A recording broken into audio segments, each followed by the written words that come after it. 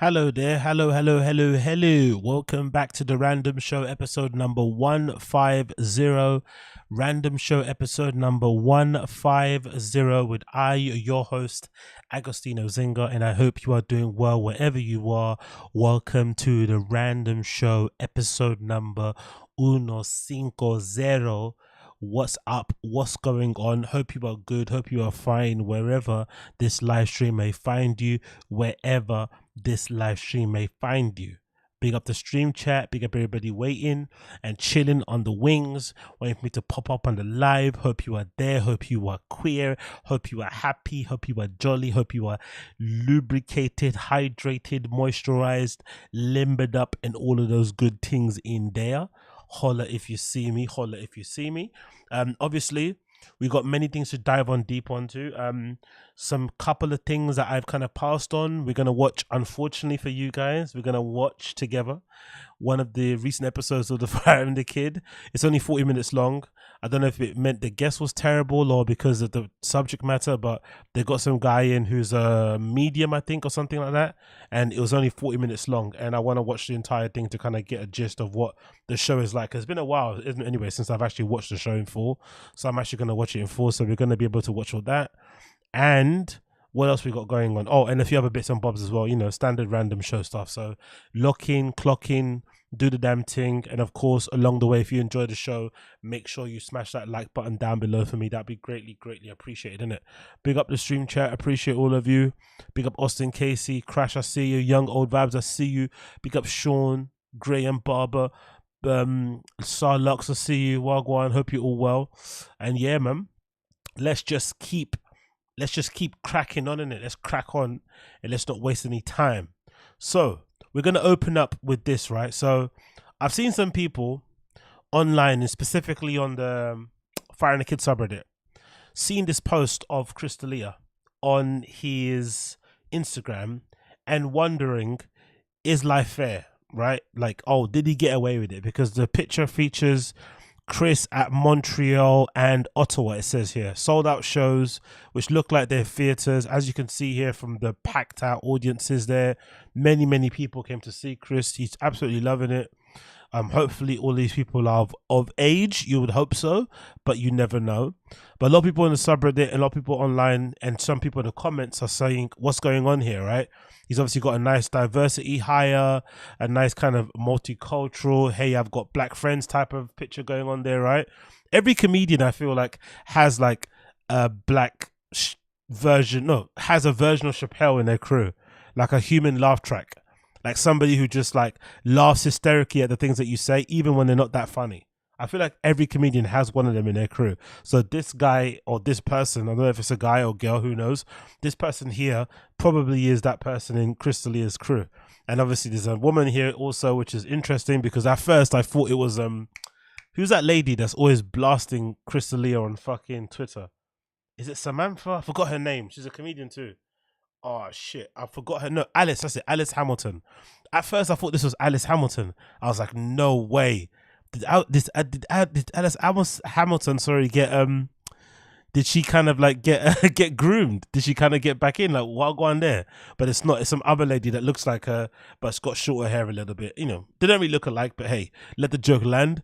And then of course, other pictures of him there, sold out crowd, looking happy, enjoying himself here. Let me get the pictures in the middle so you can see what it actually looks like. And obviously posters for the show is called Don't Push Me Tour, which is funny. And then of course a nice goofy picture of Chris there. And another picture here with another black person, right? Many black people that Chris is with. I think that might be the same black person, but anyway, Chris is with a lot of black people. And I like how Chris is tilting his head in this picture to show his little neck tattoo, similar to like Brendan Schaub's wife. When she's taking pictures of her coffee, she always manages to take them right in front of the steering wheel of the Lamborghini or the Ferrari or the Porsche or whatever fancy car they've got. There's always that picture. It's always expertly placed just in front of the steering wheel so you can see what car they're driving, because what's the point of drinking coffee if no one can see what car you're driving, right? There's no point of drinking any type of like iced latte, any kind of fucking nitro coffee if people can't see what car you're absolutely whipping in. So Here's Chris enjoying himself, having a good time, and people obviously on the subreddit are wondering, is life fair? How did the diddler get away with it? How's he out here, selling out shows, in cool clothes with other comedians, having a good time, living life free, basically free, right? Innocent and free, spudding women comedians on stage as well, and living life. What's going on here? And the reality of it is this. I think nowadays, most of us can agree, it's fairly difficult and nigh on impossible to cancel anybody who's got their own fan base. If you built your own fan base from the ground up, like a legit fan base, not like you're an industry plant or whatever, or you bought it with botted views and whatnot, like some people do. If you actually bought a fan base from the ground, so if you actually built a fan base from the ground up, it's now impossible for anyone to cancel you. The only thing that you get cancelled from nowadays are industry opportunities. And for the most part, industry opportunities aren't necessarily a judgment on you, aren't necessarily a moral or principled or ethical stance. They're mostly decisions made on money.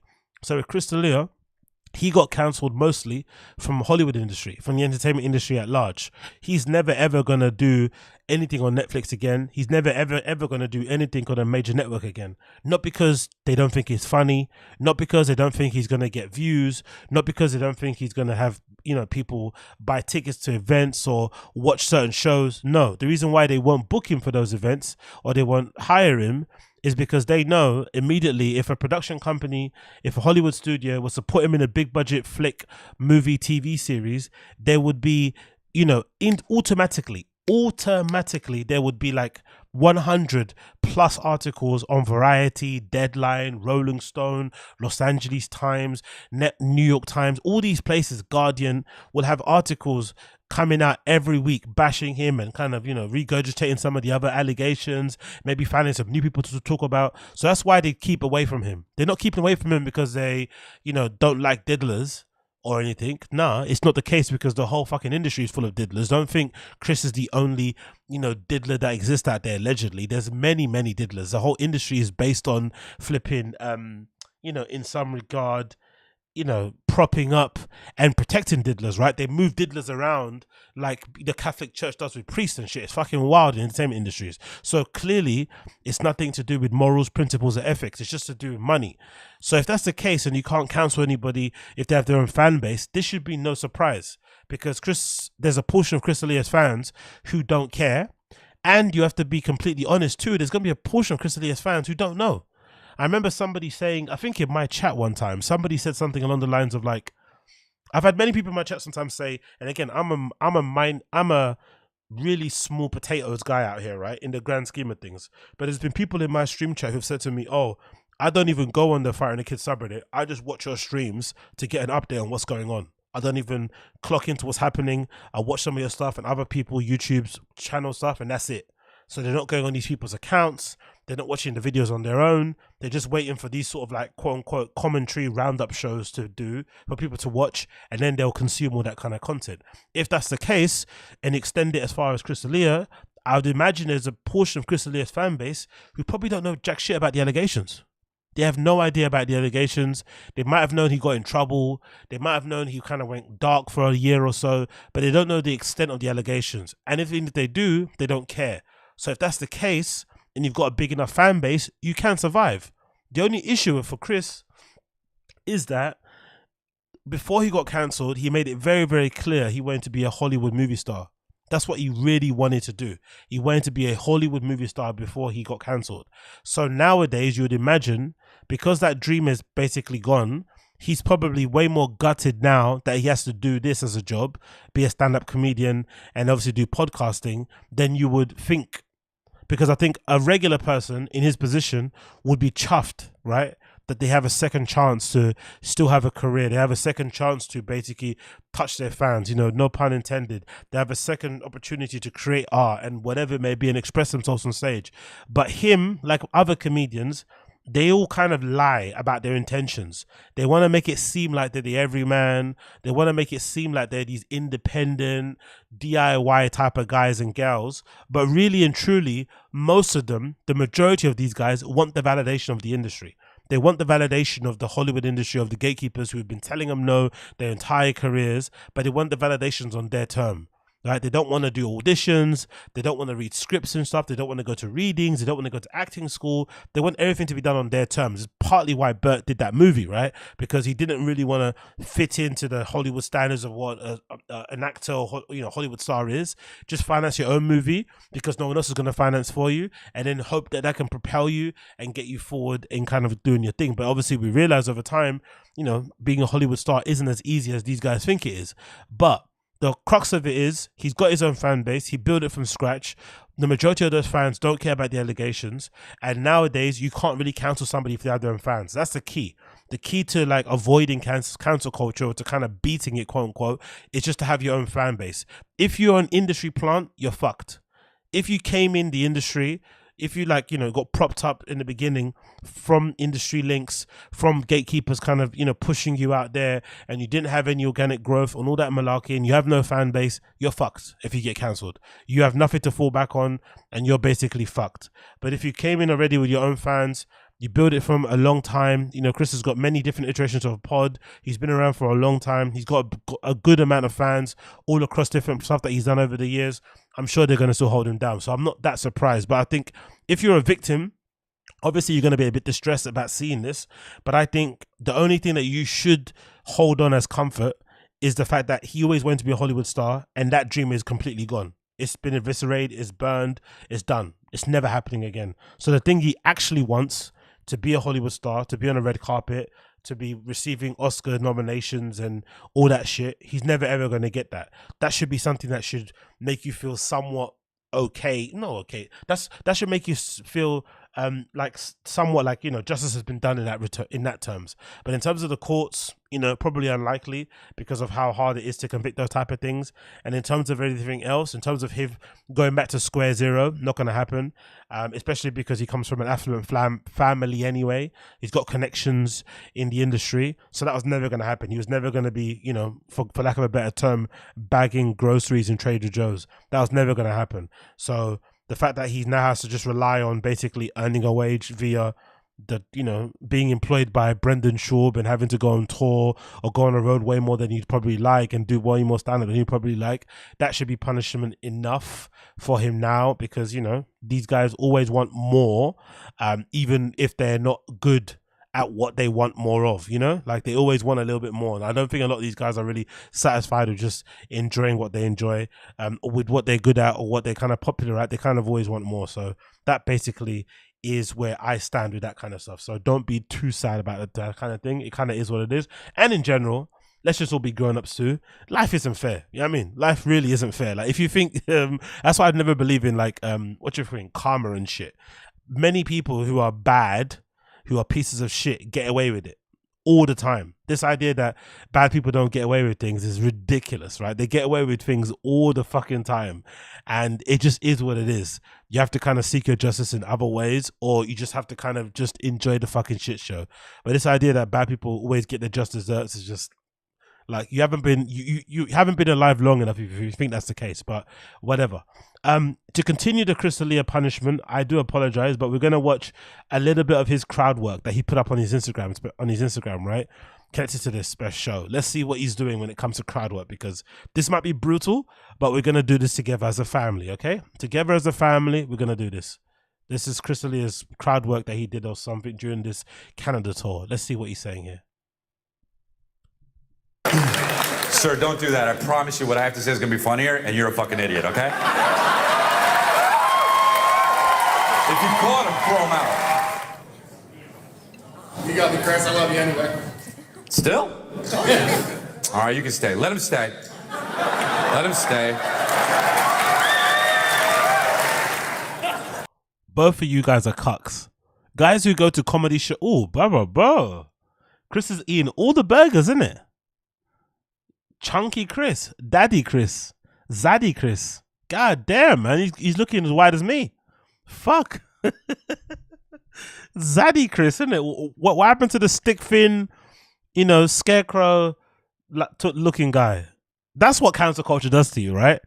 You start lifting weights, you start, doing a few more bicep curls, you start doing a few back squats because you're afraid some person with a cardboard sign's gonna attack you outside of your shows, isn't it? That's what basically happens. But Jesus, he's looking kind of thicky, isn't it? Thicky baby. But anyway, what I was gonna say, if you're the type of person that goes to a comedy show and heckles, you're a loser. If you're the type of person that's trying to heckle to get the attention of a comedian and have like a moment, you're a fucking loser. The ones that do this and put this up online as well, you're a loser. Because I feel like, aren't they kind of encouraging this behavior when they put these clips up of like fans shouting shit? Because you might end up in a clip. You also might be famous. Because I'm sure whoever that dork was in the crowd that said, "I still love you, Chris," I bet you any money they're in the comments of Chris D'Elia's video of that post on her IG. I bet you they're in the comments. That was me. Yo, big up, Crash. Appreciate you, brother. He went from Addy Chris to Zeddy Chris. Exactly. Yeah, exactly. Yeah, he used all the Addies because I feel. Didn't you guys tell me that Adderall is good for losing weight?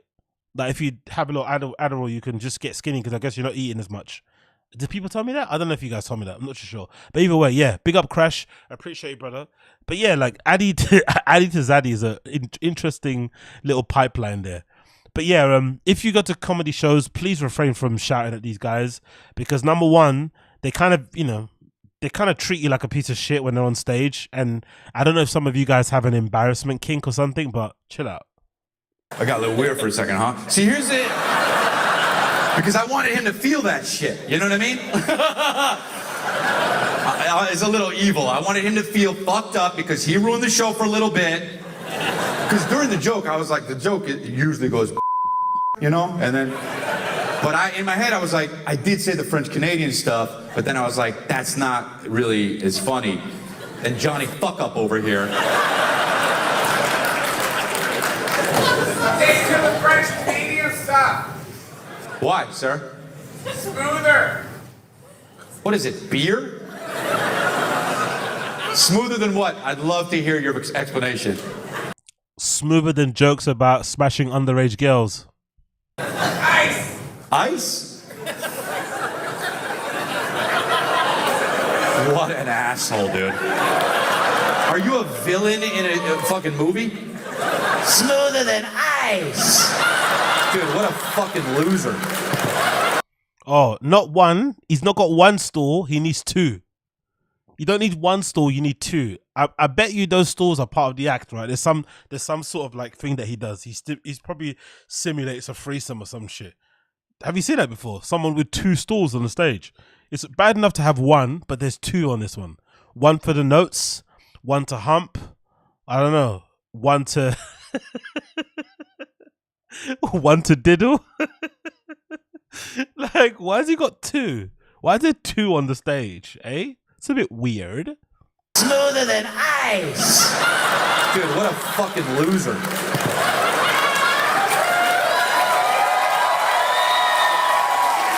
Shut up. You fucking loser. It's smoother. You are French, right? You don't know the right words to say, or what? In English, it's smoother. Stick to the French Canadian jokes. Just be quiet. Everyone wants you to be quiet, everyone. I almost threw him out. So are you guys honestly paying to see people do crap? Like, I don't know, maybe because I come from the live music type of world. When I go to shows, I want to see you put on a show. Like, present your best stuff. Go on stage and present your best shit. I don't care if it's a fucking rehashed bit of your special, whatever. Present your best work. Don't sit on there and give me fucking crowd work. How dare you? I paid $30 plus parking, plus whatever the babysitter needs, plus whatever the cat, whatever thing I need to get people looked after, like plus whatever I need for the food and shit, for drinks. And you're getting on there and doing crowd work and looking into the crowd. Oh, you got a big hat. Look at you. It's a black woman with a white guy. Oh, look at that. It's an Asian dude with a funny nose. Oh, it's a woman. Do you like to have sex? Like, no. Don't you dare do that to me. Don't you dare make me spend 30 plus pounds and shit. And then you get on stage and start looking at the crowd for fucking material. Go and get fucked. Go and get fucked.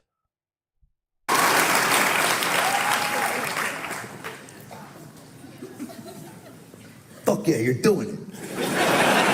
I've always thought like I had an anger problem, like with that guy who's like a nice guy. Some say you may have a pedo problem. But like, I was mad and I was like, well, you know what I mean? Like that's. And then that guy over there, I thought about in my head stabbing him in the face, you know what I mean? And like, I'm not ever gonna do that, but I was like, yeah, that feels good to think about, you motherfucker. Like he's trying to block it and it goes through his hand and it, and he's just like, no, you know what I mean? And then I'm like, is that smooth? You know what I mean? Like.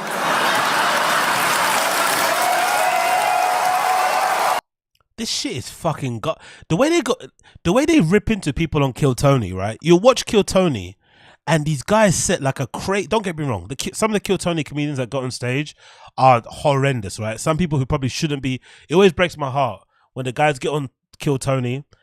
They pull the name out of the hat. They get on stage. They do their little 30-second thing.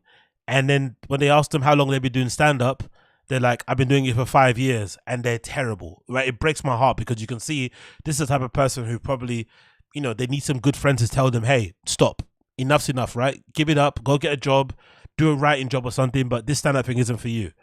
But the way some of these guys go on about the craft, the art of stand-up and joke crafting and green room and writing material and being on the road and specials, this is what we get from and again, put the fucking diddling and the pedo shit to one side. Chris is a legit stand-up comedian, like a legit one. He's probably been doing it, I'd say nearly 20 years now. Legit stand-up comedian, should be at the top of his game, and this is what you get.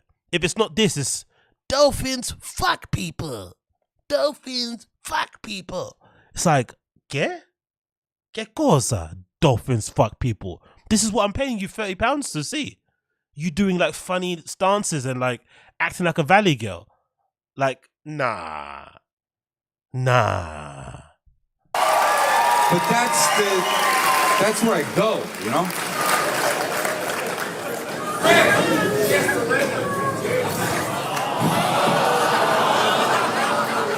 I don't know who she is, but God bless.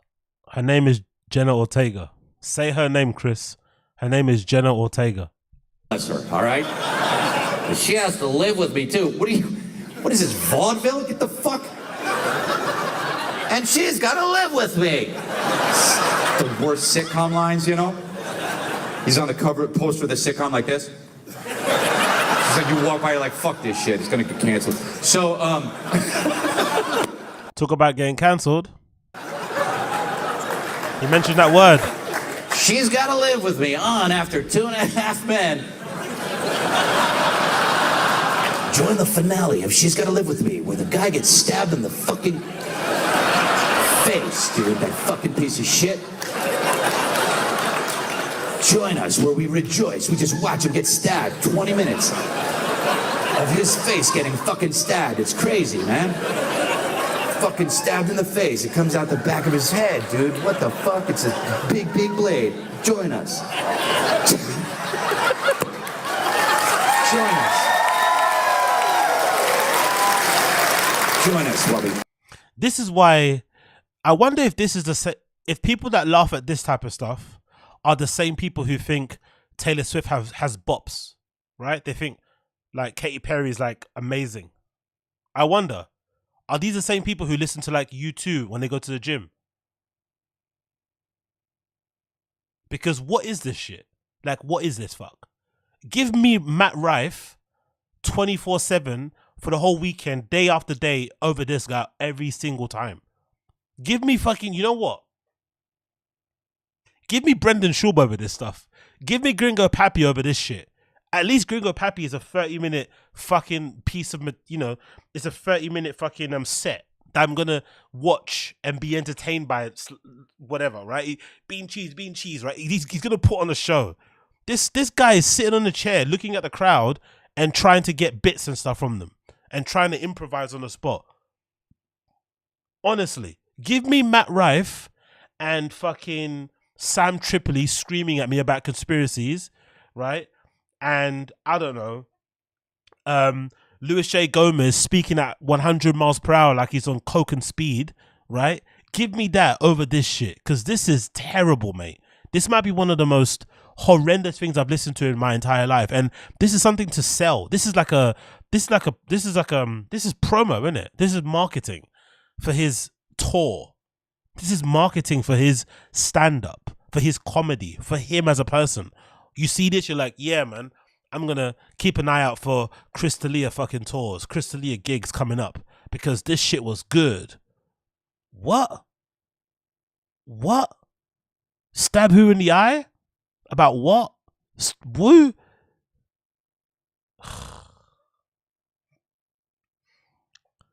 People who go to...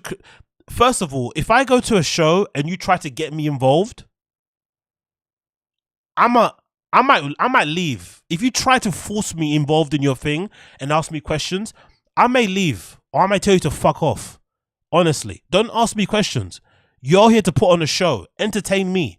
Don't ask me to do fucking work for you and make up bits for you so then you can put it in your special and put it fucking behind a paywall on fucking Netflix. Go get fucked. Entertain me. I paid my ticket. Give me a fucking show. If not, get fucked. But I'm not here about to dance for you like a dancing monkey and give you fucking content. Get fucked. Get fucked, bro. Honestly. You have all this spare time on your hands. You work like 4 hours a week. You can't write material. You can't sit down and just write fucking material. Is it really that hard to do?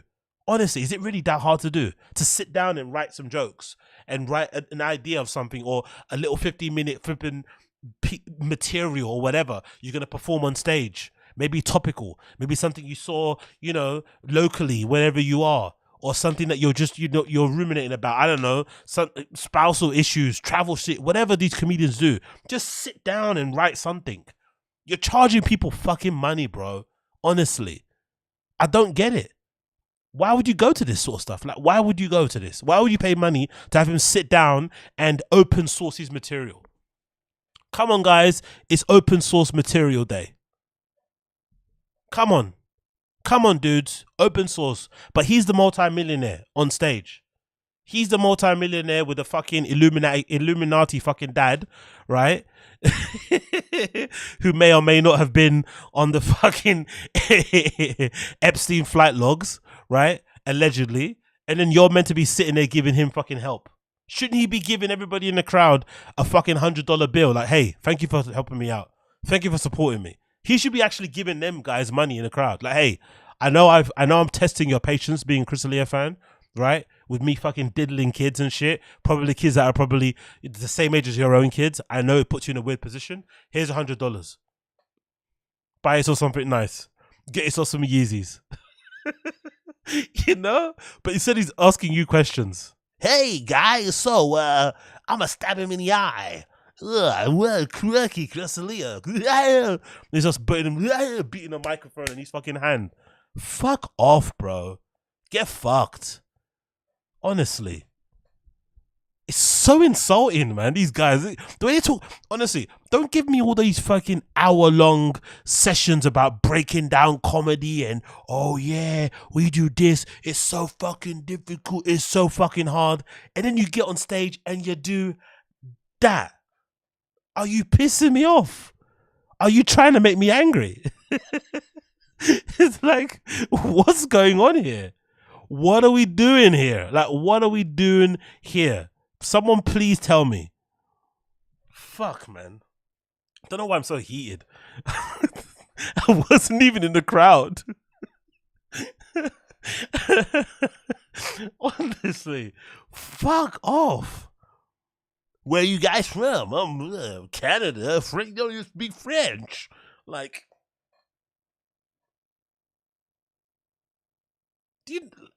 huh? Honestly, I dare one of these motherfuckers to ask me a question. If I go to watch a show, I dare them to ask me a question. I'll end up as a story in a podcast. Ask me a fucking question. I dare you. I'll throw my fucking shoe at your head. I'll take off one of my Dr. Martens and I'll throw them at your fucking head. I swear to God. Don't ask me a question. Don't try and fucking get information out of me to help you along with your fucking bit because you're stuck. You got no ideas. Put on the fucking show. You're my dancing monkey. I know I may look like a monkey, but you're my dancing monkey, okay? I'm the captain. You're my monkey today, okay? Fucking cunts. Anyway, let's move on. Let's move on. Let's fucking move on. Let's move on. Let's move on. Imagine paying £50 for that. Honestly, imagine. Where you from? You don't speak. Oh, look at that guy, the hair. Shut up. Anyway, let's continue. So there's this clip everyone's talking about. I saw on a Joe Rogan Reddit about Your Mum's House and Tom Segura and Christina P. Unfortunately, I think everybody slowly but surely realized that one of our favorite pods in the comedy scene has kind of gone to shit, innit? And it's inevitable. Unfortunately, there's a very small portion of these comedy-based podcasts that over time, the more popular they get, they continue being funny. I just think some of these guys and girls, when they get the monies, it just gets to their heads. And I remember somebody saying in my stream chat, somebody said it before, that there is a segment, I think you guys have it, we don't have it in the UK that much, but I think you guys have it in America more, maybe because we have way more of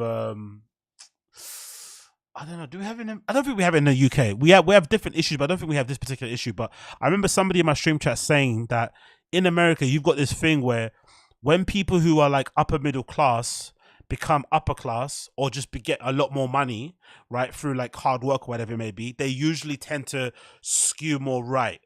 And then they tend to then adopt this mindset that everybody can pull themselves up by their bootstraps, which then involves them being a little bit looking down on their fucking fans.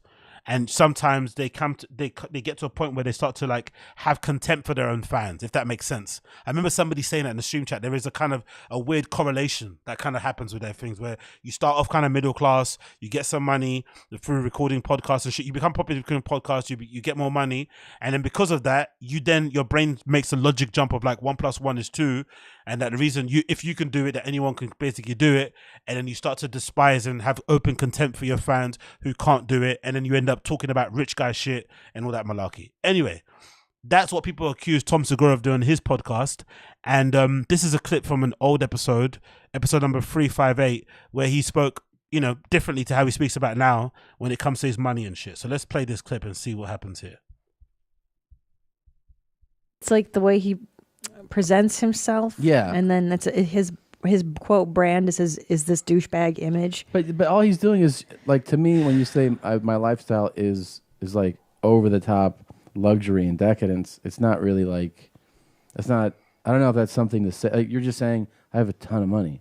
Yeah, it's just being a show off. Yeah, it's showy. And can I tell you what really bothers me about people like this is like, okay, I get it. You're having fun every day is a party. Yeah. And then he'll put a post of like, you haters can hate, but I'm loving my life. It's like, well, you're kind of baiting people, because you're like, nanny poo poo, look how great my life is. And then when people shit on you for being a douchebag, you're like, oh, don't be a hater. Yeah. You're baiting people. You always have the defense of you're just hating. Right. Which, of course, we are if you're shitting on him, but you're baiting it because you're telling me.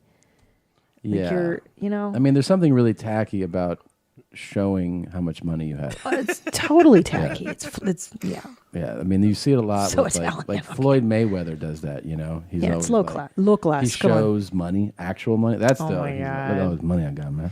Like videos. Oh my God. And like it just stacks and stacks, and he's like, I'm just counting money today. That's so ridiculous. Oh, okay. I mean, that's kind of... It's funny that he's saying this because obviously of how Tom is now, and especially considering that Bert and Tom had this ongoing thing where they try to outdo each other with their birthday presents, and sometimes their birthday presents are more than, one of them has actually been more than my actual yearly salary. Right? One birthday gift is more than my fucking yearly salary in my job. So they go fucking crazy with those fucking gifts and shit. So that's kind of wild to see. But I'm just thinking in my head, right? How difficult is it to not end up like Tom? Because the thing with Tom Segura, which is interesting, is that he actually comes from money. His dad was a very successful, I forgot what is it, a banker or a finance guy, right, or something along those kind of lines. But I remember reading his obituary when he passed away. Like the guy was very, very accomplished, right? Served in the army, fought in Vietnam, and did mad shit after that, right? Like I don't know, finance stuff. Google it, you'll find it out anyway. But he comes from a well-to-do family anyway, so it's not like he grew up in squalor and debts or poverty. So he was actually a cool rich guy for a long time. Right, he grew up kind of comfortable, and he was a kind of a cool rich guy for a while. Then he becomes independently wealthy himself, which is different, right? I think when you become independently wealthy, maybe it kind of fucks with your brain a little bit. But I wonder, how do you stop yourself from ending up at Tom Segura? Do you just have to make sure you have like actual friends? Because I feel like for some reason, again, I'm just looking at it from the outside. I don't know anything about these guys' lives, and I'm pontificating and talking out my ass because that's what you do on live streams, and that's what you do on YouTube. You talk out your fucking ass because it's way funner than actually trying to fucking find out real information and dig deep and research. Who got time for that shit? You just talk out of your ass like these guys talk out their ass, okay? That's a disclaimer. But I get the feeling a lot of these stand-up comedians don't have quote-unquote real friends. The way they talk about regular civilians and people don't understand them and only comedians get their jokes, I get the feeling they only hang around with people who work in the industry, which makes sense, right? Because if you're a stand-up comedian, you can't exactly hang out with your guy or best girlfriend that you went to college with because they've probably got families, they work a regular job. They can't hang out with you at the fucking ha-ha on a Wednesday evening, right? Because they've got to look after their kids, they've got to sleep, they're at work, whatever it may be. So I get it. But I think they don't even try to hang out with them, even when they have free time or work around it, because their entire worldview is kind of warped because they're within this little bubble that they exist in. So maybe the way to stop or to avoid being a Tom Segura is to just have some real friends, to try to meet them as often as possible, so that you have some ability to be somewhat self-aware and to know what's going on outside and to kind of see how you look at things and whatnot and the role that you play, blah, blah, blah, blah. Maybe that's the only way to do it. Or maybe there is no way to do it. Maybe fundamentally being a middle-aged man who becomes rich, you know, in your mid, it's kind of difficult to kind of not have your brain broken. We've seen it happen to many, many people. So maybe he's not, maybe we shouldn't be too hard on Tom, because it's like, you know, you go from maybe relying on your family for some money to now supporting your family with the money that you make. It's super difficult to not, you know, be full of yourself, to not think your shit doesn't stink, and to not go on these crazy rants on your podcast where you essentially, you know, insult your fan base for being poor. Right? I don't know. What do you guys think? I think it's kind of hard not to be a douchebag when you're these guys. It's kind of difficult, because I also think about that stuff that we found out with Podcast One and Cast Media. I think it's fair to say, without sounding like a piece of shit and without pocket watching, most of these guys, especially if those ads that, you know, Cast Media was paying, or even what Podcast One decided to pay, a lot of these comedians were overpaid for their pods. They were grossly overpaid. And I think that will get to your head, because that money that you're getting paid for your pods can be a weird sort of validation. Oh, okay, now I'm that big dog, right? Now I finally made it. Now people see how amazing I am. And that number that they put on you in terms of ads and shit could be what you think you're worth. And that could get to your head. So it's kind of difficult not to let it fuck you over or to fuck you up, especially if you're middle-aged. I think there's something about being in your like early 40s and shit where that kind of happens, and you go from being a regular dude to somehow having all this money and now becoming really famous and having all your peers now licking your ass. Because that must be also another thing people don't really talk about often enough, like how weird it must be to go from being one of the guys in the green room to suddenly being, when you walk in, everyone stands up and wants to shake your hand and take a picture with you and ask you to come on their podcast. That must be an odd transition, right? You go from being a guy that can just sit there and talk the shit to suddenly, if you mention something about you need a drink, suddenly a drink appears in your hand. Someone went to go get you one, right? Like you feel a little bit like, oh, you know, that dynamic kind of changes. I wonder if it's just hard to not kind of feel like a douche and act like a douche. I don't know. But let's actually see the clip that I'm talking about where he chastised the fans, because I think this is classic. This is a classic piece of content, because I feel like every comedian within the JRV verse and the Bapper verse thinks like this about their fans. I'm not too sure about the East Coast guys because I don't consume a lot of their content. I'm not going to say they're perfect because they're not, but I don't really know much about the East Coast type of like, you know, Legion of Skanks, all those type of dudes. I don't know if they have the same sort of mind when it comes to their fans, but I feel like all the other dudes who are in the JRE verse, the Bapper verse, they all have this kind of feeling about their fans deep down, especially about their haters, most likely, because all of them say the same thing. All the haters they live in their mother's basement. They have got their fingers are covered in, you know, Cheeto dust and shit. They're fat, they're losers, they're poor, right? That's what they think about their fans. So I think Tom was basically speaking for all of his peers, pairs, as Brenda showed, pairs, right? And also I think most likely this is what they say in the green room.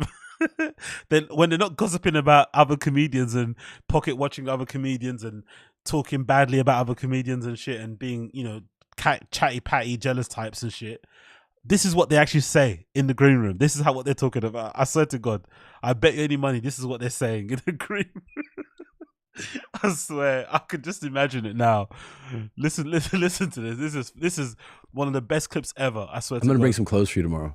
Please. I have to buy all new clothes. Oh yeah. So I have some good stuff. Tom going yeah, crazy. those high water short jeans are in now too. Sure. As the Andrew Schultz wear them all the time. Yeah. That's what the boys do. They wear like jeans that go higher. Than Yeah, normal. I've seen that. That's not really what I wear, but yeah. You know what? You know what's interesting? Me and you dodged the. By the way, thank you. I'm really excited. And definitely all your watches that don't fit. Bring those over too. Any car you can't fit. Oh, can I just say this real quick? Yeah. I just look at the rage. Every time we talk about like a watch or a car, I'll get a bunch of messages. By the way, how much skinnier was fucking Bert then? Fucking hell, Bert, man. Like a watch or a car. I'll get a bunch of messages from losers that try to tell me that I'm making them feel bad about their situation. You're in control of your own situation and your own feelings. So don't bring your poor broke ass energy near to me, okay? Stay your poor broke ass over there. You're the viewer. I'm the content creator. You consume, you buy, you click like, subscribe to my Patreon, buy my merch, attend my shows, go to all my shows. Even if I perform the same material at every single show that I do, come to all my shows. Actually come in my shows. Do that in the actual seat of the day you're watching the show in. Do all of that shit. Tweet about me. Like all my content. But don't you dare call me out on my stuff. Don't you dare question my intentions. Don't you dare remind me that I'm number one, a stand-up comedian, and not some fucking what's that thing called? Not some, you know, money influencer type of guy. Don't you dare. Don't you dare. Put it on me that you feel bad that I have something that, but I'm struggling with rent this month. Figure it the fuck out, okay? Like, don't make my life be a problem for your life. If you don't... The contempt. He fucking hates his fans. He fucking hates them. And you know what's funny too? The fans that he's chastising are the ones that allow him to live the life that he lives, right? They're the ones that gave him the money to be able to afford private jets, right? And like nice houses and fancy cars and a great lifestyle. That's a fucking crazy bit about it. Like, can you think about, do you think any of these guys have ever struggled to pay rent? Really? Do you think they've ever been in a position where they've had to like get like a payday loan? Do you think any of these guys have had to get a payday loan in their lives? They've had to fucking go to like we've got one here where next to where I live. It's like a cash converters. Do you think they've ever had to go to a cash converters to like, you know, give, you know, an iPhone or like an expensive camera and to get some money and then kind of get it back later on because they just need that short-term loan? Do you think they've ever had to do that? Or embarrassingly have to like email their work to try and see if they can get an advance on their fucking pay because they need to make rent or make the bills or some shit? Never in a million years. But here they are. Figure it the fuck out. Like it, guess what? You're not going to be able to control what people talk about. People are going to talk about things that you don't have for the rest of your fucking life. So you can decide like, okay, I won't fine. But Tom, it's a comedy podcast though. We don't come to you to hear about rich guy talk. We come on your pod, or sorry, I keep saying we come on your pod. We listen to you because you're funny. What's funny about another story about going through fucking what's that thing they love talking about? Clear. What's funny about talking about Clear again? What's funny about talking about TSA? What's funny about getting on a private jet? What's funny about driving a luxury car? What is funny about that, really?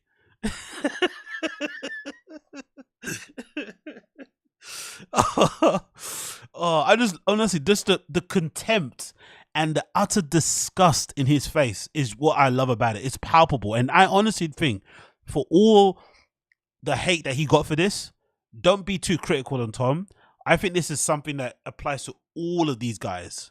Jerry verse, Bappa verse, they're all like this. This is what they actually think of you.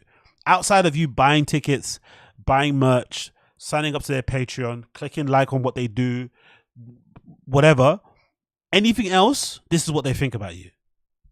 Fine, don't listen to me, don't listen to that person anymore, but you have to control your own feelings, okay? It's not on other people to make sure they don't talk about a topic that makes you feel bad, all right? Like, I lost 20 grand gambling this weekend. Go ahead. You get to choose to be one of the two people. You can be the person that sticks in the fucking hole and goes, woe is me, or you can be the person that goes, oh, that's cool, I want that shit. Sure. I want to work to get that shit. Dane Cook is my example of this. Dane Cook got cool shit. Are you also not allowed to just look at them and think, how the fuck can you do this and I can't? Is that not like an appropriate reaction or an emotion to feel? Not even jealousy. I'm sure there's some people out there not that, because I get the feeling like there's a portion of fans out there, especially the Burt ones, which I get a bit uncomfortable with, where they're like, oh, trying to guess when he's gonna die, right? But I feel like a lot of that comes from, there's a lot of dudes out there who probably drink as much as Burt does, right? But they can't get away with the stuff that he gets away with, right? They're not making as much money as he's making. Their families aren't together. Their kids don't love them as much as his kids love them and shit. It's just different. So maybe if you're a fan, just, watching, you're allowed to feel a little bit away because you're like, hold on, these guys are the same age I am, but they're able to just get away with living this life the way that they're living it with little to no regard for, decorum or being professional or whatever, and they can get away with it. Why can't I do that? Is that not an okay reaction to have or emotion, or is that a bit hatery? I don't know. Shit. He had cool shit. I just talked to him about it. I remember I got into his car. He had the Land Rover, the big Land Rover with a cell phone inside there when I got in his car.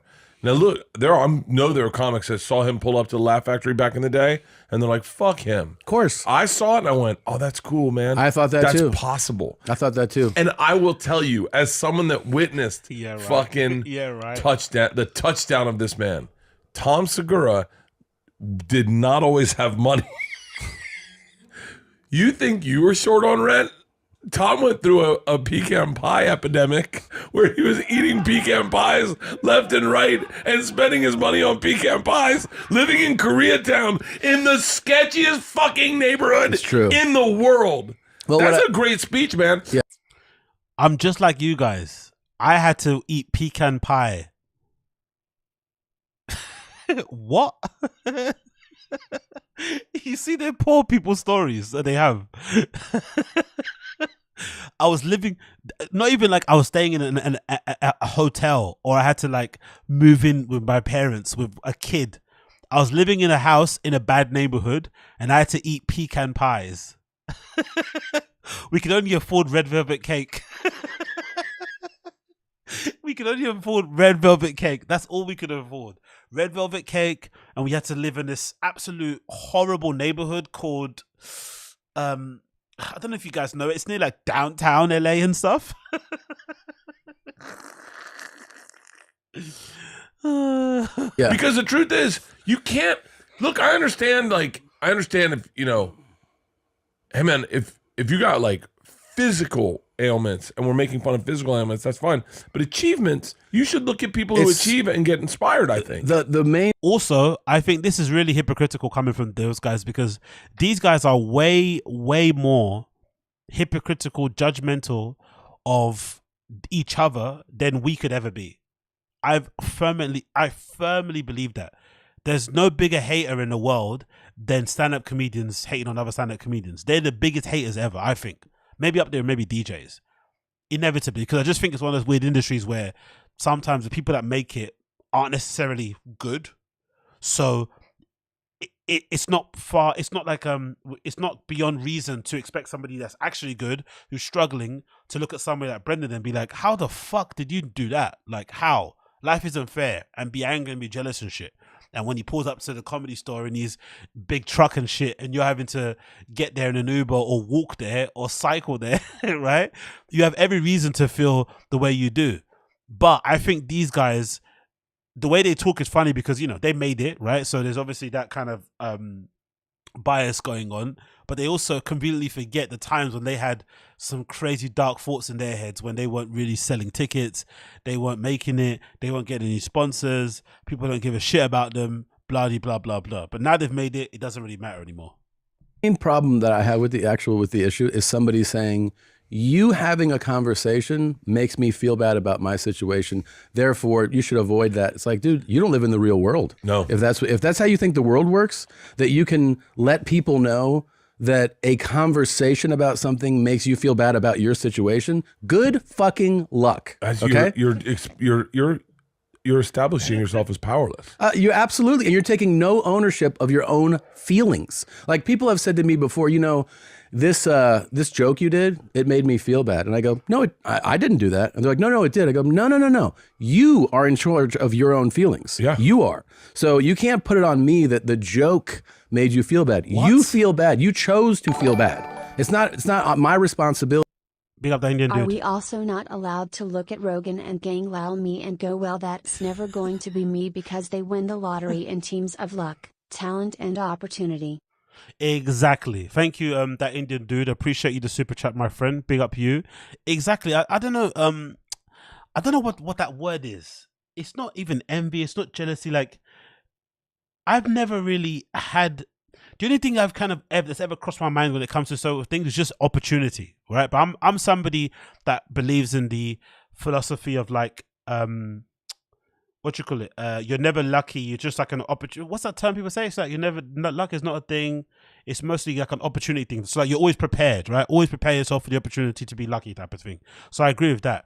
But sometimes you look at people, you say to yourself, that type of opportunity is something that they're only getting. So it's very specific to them. It's like, fuck, man, I wish I could have that opportunity. You're not looking at them as a person like I want their life. It's more so the opportunity to kind of show yourself and to prove your talent or your ability or whatever it may be on that sort of level. That's the most thing I would probably look at. But I think there's also a portion of the fans, especially these guys, because I feel like, I've said it before, but I think it's probably a lot easier to be a fan of a podcaster than it is to be a fan of a comedian, right? Because I think podcasting content is mostly just you rambling, talking about current day topics and shit, right? So it's easier for people to kind of clock in on that one and just listen to what you have. So I think for that regard, they most likely have a very broad range of people who are into them. And I'd imagine their podcast fans would fall under the banner of being normies. But I would also imagine the majority of them are like working class, middle class people. And it's perfectly fine for a working class, middle class person who's probably the same age as you, who has exactly the same amount of kids, to be like, how do you get to do that and I can't? Right? And just be like, oh, life isn't fair type of thing. And not have any form of jealousy, not give you any bad vibes, just be thinking in their heads like, how the fuck is that possible? How the fuck, I mean, like, just, I don't know, whatever. So when they then hear you sounding super disconnected from reality, it just can sit a bit weird with them. You know, it'd be like, this person doesn't really get it. It's getting on my nerves. Then they can kind of tune out. So I can kind of get that thing. And there's also obviously some fans that kind of like this back and forth. They like this sort of like, I wouldn't even call it I don't know what you call it. Is it some sort of embarrassment kink or something? But they love this sort of like dynamic they have with comedians where they kind of talk down on them or talk down to them. And they kind of make to be feel like they're little guys and shit. Big up Austin Casey, I appreciate you. Once comedians get like this, they become unrelatable, and once they become unrelatable to their audience, their comedy suffers. Bingo, exactly. And I think, big up Austin Casey, I think that's probably the reason why you have to be fair and say, maybe that's why Dave Chappelle's comedy specials, even though they're a little bit lectury, that's why they probably connect way more. And even someone like a Louis C.K., right? For as big as celebrities as those guys are, they feel like people who are a little bit more plugged in with everyday life. Like they actually have more friends or associates who live a quasi-normal life. So that probably informs their comedy. I would assume so. But I think there is a portion of these guys, like a Brendan, like these guys, who I think look down on some of their friends they went to college with, look down on some of their friends that they grew up with, like honestly think, why would I talk to you for? Who are you?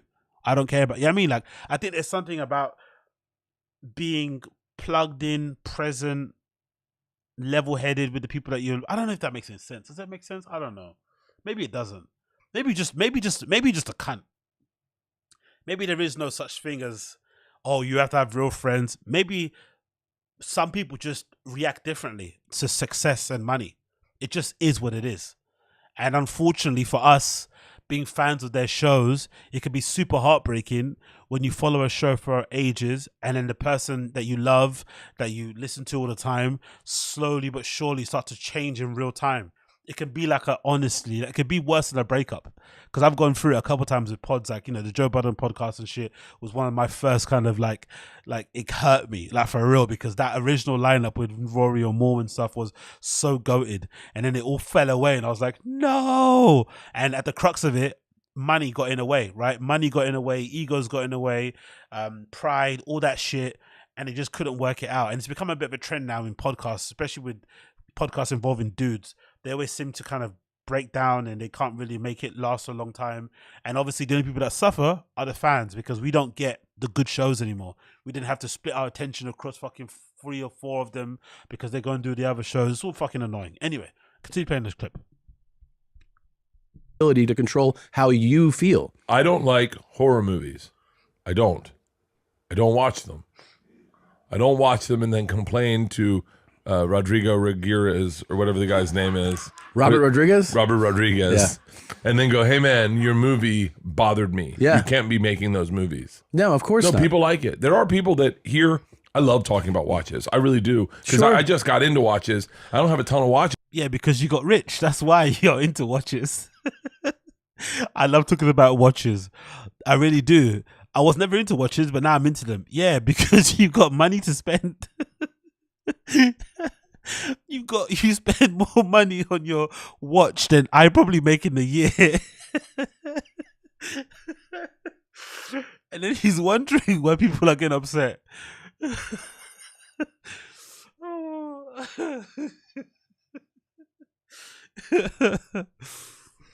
I like when people talk about them. I can't afford every fucking watch, and I talked to Kevin Christie the other day. God, that guy's got. And we were so talking much about knowledge. the watch Magnum PI war. I had fun Googling it. Hey, look, I also Googled dogs, not because I want to fuck them, but because I like dogs. I can't buy every dog. We had a major interruption at my show this weekend because your name came up, and like as we were moving on, this guy goes, he fucks dogs. And I was like, I'm sorry. And then he was like, Bert, he fucks dogs. And then people were like, what did he say? And I was like, God damn it. So I had to like, because there's people who didn't know and they're like, he fucks dogs. I go, no, he doesn't actually fuck dogs. So wait, there are people. Of course, designer dog 7 dirty. Of course. Didn't you remember what Brendan said about rescues? He said rescues are for poor people. Of course, designer dogs. You think they're gonna get a rescue? Come on. Of course not. Come on. People in this world that when they see fancy things on screen, Yeah, they feel mad. terrible. Yeah, of course. Oh, good. Oh, you're talking about a nice car? I don't have a nice car, and I'm struggling right now. It's like, all right, you think people should stop talking about cars? Yeah. One more thing I got to tell to people who are like, because I was thinking about this too. Like, I love this part of you. I Listen, love this part of you. I was the same way that you were when I was broke. I never got mad at somebody who was like, here's my 911 or here's my Rolex, whatever. I mean, I'd watch those. I'd be like, that's. Is it me or am I the only person that thinks maybe there are people out there that get annoyed that they're talking about rich guys shit and it's making them feel poor? But I feel like at the kind of the subtext of it is, hey, you're a comedy-based podcast. Can you just make us laugh, please, without talking about rich guy shit? Isn't that okay? Isn't that perfectly fine for a fan to say, hey, could you go back to being funny again? Aren't you a comedy-based podcast? Aren't you both professional stand-up comedians? Aren't you like Navy SEALs and shit? Part of the 1,000 strong. Make us laugh, please. We're not going to laugh at you fucking going on rally races and shit. You know, like going to fucking Bora Bora isn't really funny, you know? I don't know, but hey, what do I know? It's awesome. I hope I can get that, you know, I want to work towards stuff that. I hope I can get. Here's the thing: if you're still mad, so relatable, but so relatable. There's still things that he can't afford, just like us. There are still some things with out of Bert's price range. I got my eye on this skyscraper that I still can't get a hold of it. Just a bit short at the moment. Can't afford it. Got a budget. Need to buy this yacht. But I can't get it on Klarna, so damn it. About this, just know that it's your mindset and you're thinking like a fucking loser. This is like the intro of like Rich Dad Poor Dad, isn't it? This feels like one of those kind of intros, right? You're only poor because of your mindset. That's why you're poor. Just change the way you think. This is like what was it? This is like Oprah the Secret, right? Vision board. Put like a Mercedes Benz on your fridge, right? Every day you wake up, right? Picture you in that Mercedes. Every day you're bunched up in the train on the way to work, right? Or you're in fucking Mumbai, you're hanging off the side of it, right, on your train, right? You see all your colleagues die and fall off the fucking side of the train and get swallowed up by the train tracks and shit. Just think about that Lamborghini you're probably going to be driving. It's all in the mind, man. It's all in the mind. But you don't have to. You don't. You can change the way you think, but you have to accept the way you're thinking right now is not going to get you anywhere. You're being. You have to think about getting comedy spots. You have to put the Comedy Store on your vision board. Put one of those pictures of like Mitzi Shaw looking like she got electrocuted, right? Put one of those pictures of her on your fucking vision board and say, she will give me a slot, right? She will give me a slot. Or get a picture of fucking Pauly Shaw's melted candle face on your fucking vision board and think, he will give me a spot there. He will give me a spot. Put a picture of a thumb with eyes and say, Rogan will book me a fucking the Comedy Store. That's what you got to think it. That's what you got to do. That's what Brendan did, right? He imagined himself, you know, getting his back blown out by Rogan, and that's what happened. That's what happened. He pictured it in his brain. Bitter, you're being petty, you're insecure, you're not confident, and you can change that, but you have to be proactive. If you just sit around and you know what, you only have what you have because of fans, so don't talk about us like that. Yeah, but you're still a loser if you're thinking like. That's funny. I'm not gonna lie. That. So you're maybe I'm lucky to have you as a loser fan, but you don't have to be that way. You could be a winner. You know, you just got to change the way you think. If you would have started that, that'd have been fine, but he obviously hates his fans. I think deep down, that bit at the end was super funny, but I think deep down, this guy hates his fans, especially when they try to remind him that he's a comedian and he's not fucking, I don't know, Patrick Bent David or some shit. You know what I mean? Could you please relax, please? You know what I mean? I'm just waiting for one of these comedians. I'm waiting for one of these comedians to go full mask off and start doing, probably not now because of CoffeeZilla and these type of guys, but I'm waiting for one of these guys to go full mask off and just go like, hey, if you want to be like me, here's a podcast masterclass. Here's a stand-up comedian masterclass. Here's a podcast guest masterclass. Something along those kind of lines. I want him to go full mask off. He's had to get booked as a stand-up comedian. I want him to go full mask off and just go crazy and be like, yeah, join my course, $4.99 per month. Yeah, exactly. Yeah, mindset course, exactly. Quite like mindset of a comedian. I want him to go full mask off. That's gonna really test the patience of the fans. Then you're gonna really know, are you a fan for real? Are you a fan for real when these guys start shilling NFTs, after making you buy? Do you remember? I don't know if some of you guys are out there, but you should be embarrassed. If some of you guys out there paid for during the pandemic, they were doing fucking stand-up comedy shows on Zoom and shit, and they were selling those, right, to watch them do live streams. I think your mom's house did some, right? They did like a live stream show where you paid for it, like a paid live stream, pay-per-view, to see them sitting down and talking into a fucking USB mic like I'm doing. Like, are you insane? And you would pay for that, like, I don't know, $30, however much they fucking pay for it. You should be fucking embarrassed that you did that. You spent that money on that shit. You should be spending that money on your kid, getting your pet some nice food, getting yourself a nice new jacket or a hat or some shit. You shouldn't be giving the money to these guys.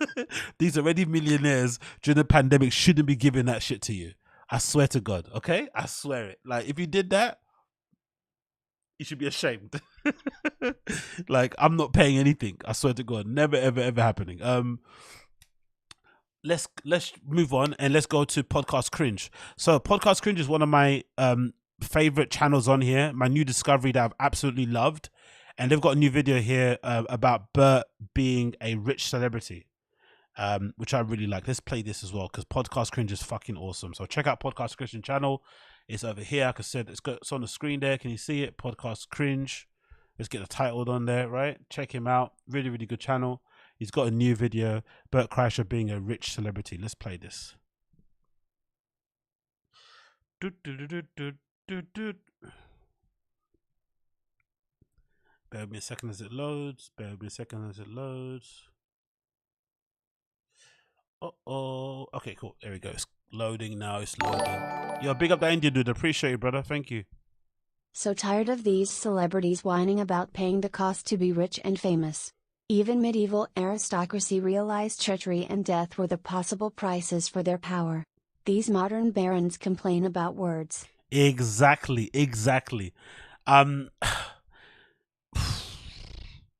What's the theory on that anyway, by the way? Thank you, that India dude. Appreciate you for the super chat, brother. What's the theory on that nowadays in the stream chat? Let me know what the theory is. Do you guys think these guys get corrupted by the money and the fame, or do you think fundamentally they were always cunts? What do you think? Because I think the money and the fame just does something to you at that age. It's difficult to be well adjusted when you become famous and rich in your mid-30s, early 40s and shit. I mean, it's gonna break you a bit. What do you guys think? Were they always cunts, or did the money make them like that? They always had it in them, Natashki. That was a true $20 super chat. Yeah, exactly. Big up that Indian dude. Money exposes you. Worth every penny. Crush, I don't know. What are you guys saying? What do you guys think? Is it the money, or were they always cunts deep down? Cunt from they popped out. Always cunts. Money made them worse. People are saying here, more money, more problems. AxJ. I love the AxJ sponsors. They always thought that they were better, but now they're worse. The money just fed that little monster that was always living inside them. Yeah, that reminds me of that Robin Van Persie quote. The little boy inside of me was screaming Manchester United. Money brings out what's inside. Money changes people. It changes people I know. The people that aren't really rich. The attention more than money. Yeah, I think I agree with that. What Trevor said here, Trevor Leahy. Money changes people. But I also think it's partly that and also them always being cunts. I think you can have both. You can always be a cunt and the money can change you also. I think it can happen both at the same time. But I do agree sometimes it's like, it's like salaries at jobs. If you have good budget habits when you earning like shit money and you start earning more money, usually you'll keep those same budget habits and you'll end up kind of getting the most out of your money. Do you know what I mean? But if you can't save when you're not making a lot of money, you're most likely not going to save when you start making loads. It's just not going to work like that. Those kind of habits will usually stay with you for a long time. JBP cry, what are we going to do without men? What are we going to do without men? Yeah. Cole is a legend. That video, he pops into my head. What are we going to do about men? In Job chapter 3 verse 2 there was a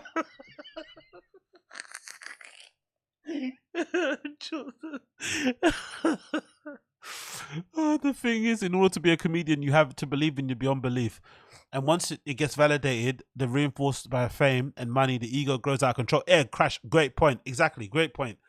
That delusion is hard to turn down. We see a lot with Brendan. One of his greatest assets and one of his biggest flaws is his delusion. But let's be fair. We all watch Brendan's content. We know he's terrible at stand-up. We know he's pretty average podcaster. For someone like him to make it, he has to believe he's fucking amazing. How else can you get up out of bed, have all, and keep on doing what he's doing when you've got an army of people online who are just constantly reminding you how terrible you are, what you do? You have to be delusional. You have to. There's no way you can't be Brendan without being delusional. If you're rational, you would already quit by now, right? Because all the signals coming at you telling you that, hey, you're terrible. You're just going to give up and move on to something else. But when you're delusional, it kind of allows you to kind of keep going. So you need a little bit of that, but then also it can kind of corrupt you and turn your fans against you, innit? Anyways, let's get into the video. This is Podcast Cringe, Bert Kreischer being a rich celebrity. It's available there on his channel. Please watch it on your own if you want to. Watch it without skips and interruptions. I'm going to be doing that because it's a live stream and shit, and that makes it more fun. But if you want to watch it on your own, you know where to check it out. Come on, bro.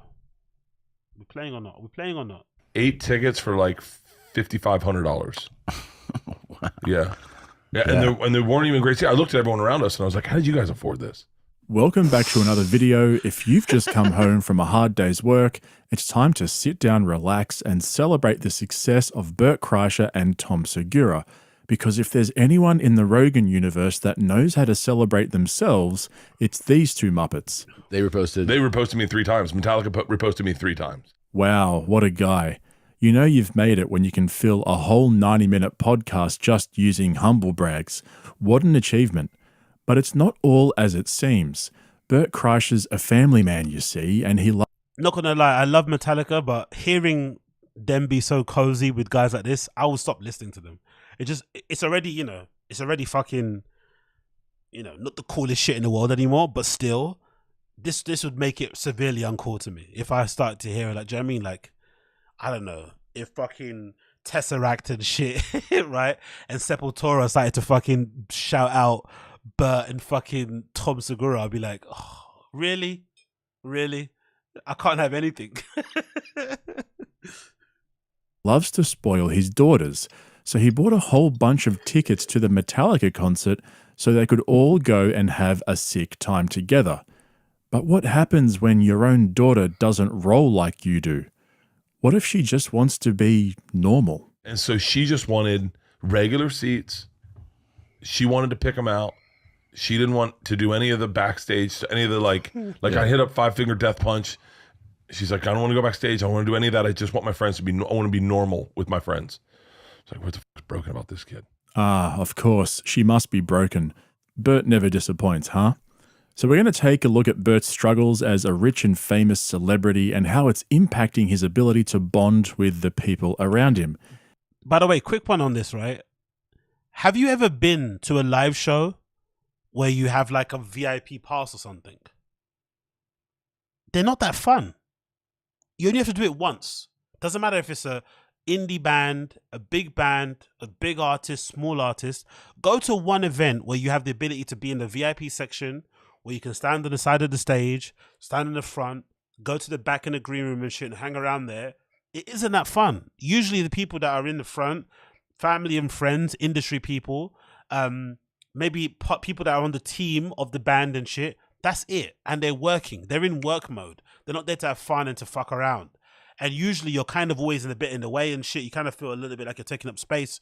It's not the greatest time, personally, for me. When I go to shows, I want to be in the show. I want to be in the audience, enjoying it with everybody else. Don't get me wrong. You want to get a good position. Maybe you want to get to the front. You might want to get to the side to get a good line of sight on the stage. But the whole backstage thing, unless it's a festival, honestly, the only time that those things are beneficial is festivals. Because sometimes with a pass, you can go to like VIP toilets and shit with no queues. There's a particular bar. But when the actual show is on, I still want to be in a crowd. I don't want to be on the side of the stage.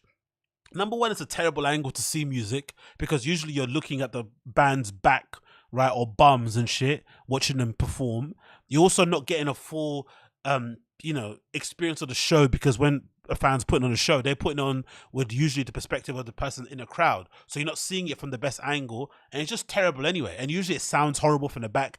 I've never understood this whole allure that people have with wanting to be at the side, wanting to be at the back. The only thing I've started to think about, especially when it comes to these guys, it's a fame whore thing. You want to feel like you're involved. You want to feel like you're a part of it as well. So you stand there and it makes you feel like you're involved. It's like people who stand in the exactly clout.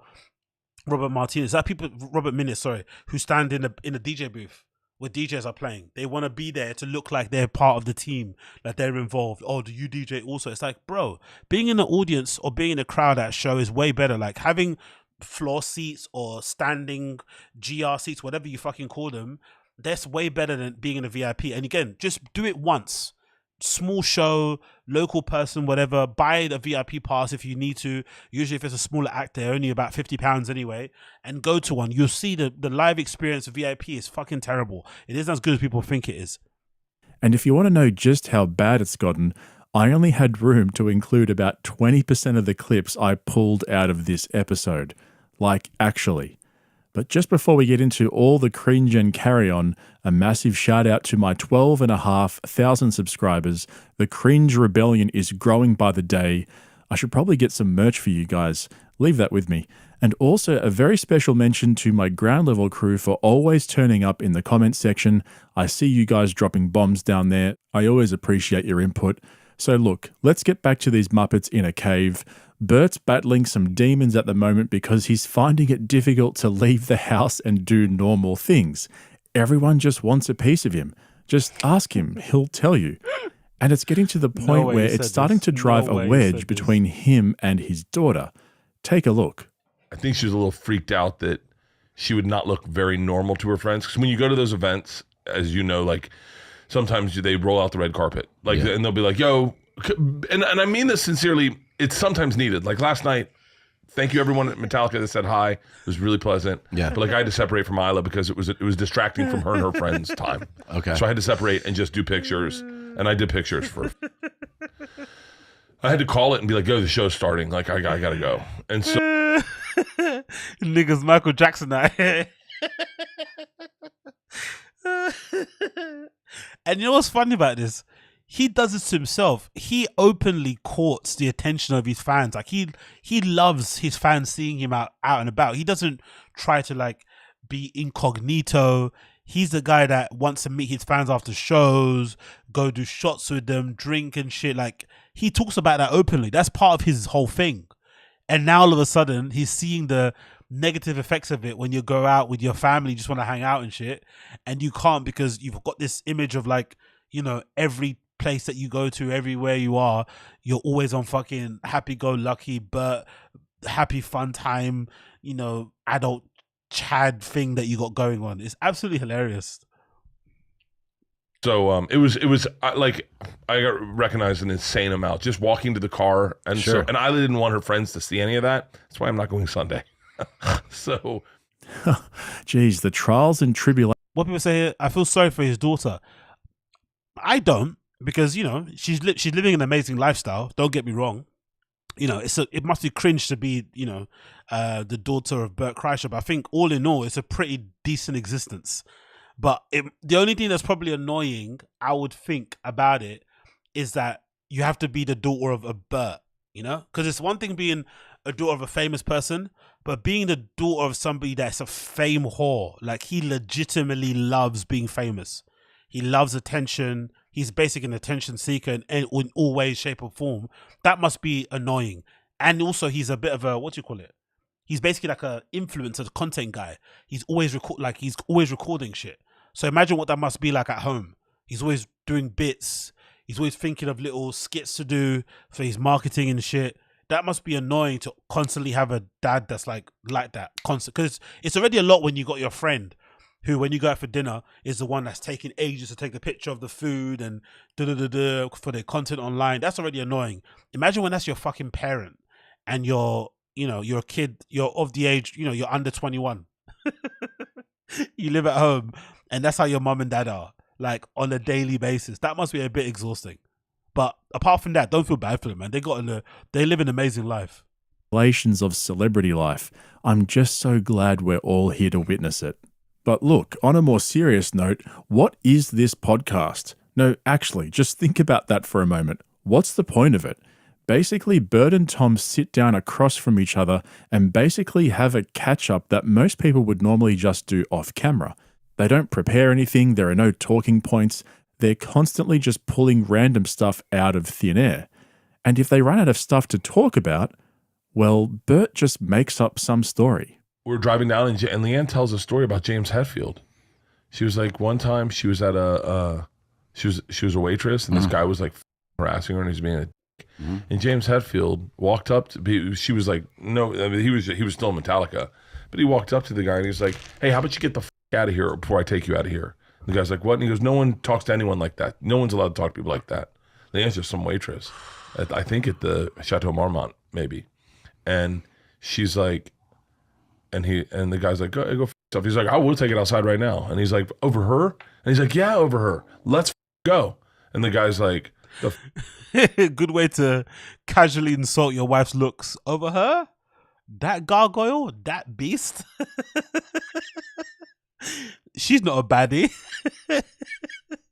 Casually insult your wife looks during the story. Obviously. Classic comedian, isn't it? Classic stand-up comedian. Comedian up here, mother of your children who holds the house down here. Comedian up here, mother that holds the house down and allows you to go on tour and do what the fuck you want and finger blast waitresses and shit, down here. Man, he's like, yeah, get the fuck out of here. I'll walk you out. The guy walks away and James Hetfield just looks at him and says, sorry you had to deal with that. She was like, it's okay. And he goes, no, it's not okay. No one should be talked to like that. And he just walked away. She went back and said, can I buy you a drink? And he went, no, I'm fine. Thanks. Yeah, sure. Just, don't you love when you hear good guy stories like on the DL? Of course. On the DL. Like, no one's supposed to know how good this guy is. Yeah, and then it yeah. Okay, cool. Yeah, true. comes out. Okay, there is no... On the DL, let me tell my thousands of listeners and fans on this podcast. Yeah, on the DL. Cool, chill. All right, yeah. We've never heard any good guy stories about James Hetfield. Yeah, true.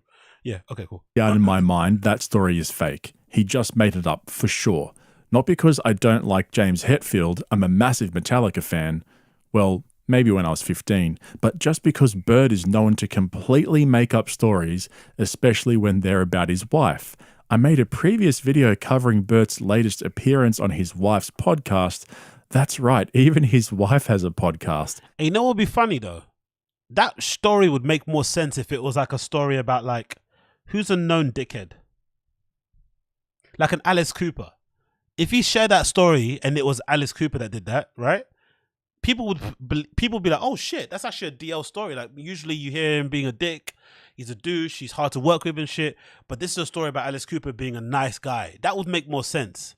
But it's commonly known that James Hetfield is pretty sound, chill guy. Right, we've seen enough of him on pods. We've heard enough of accounts of other people that speak about him very highly, about how professional he is. Like, that's the standard, right? He's like I don't know. It's like as if he's revealing something that we never knew about this guy. It's like, okay, cool, man.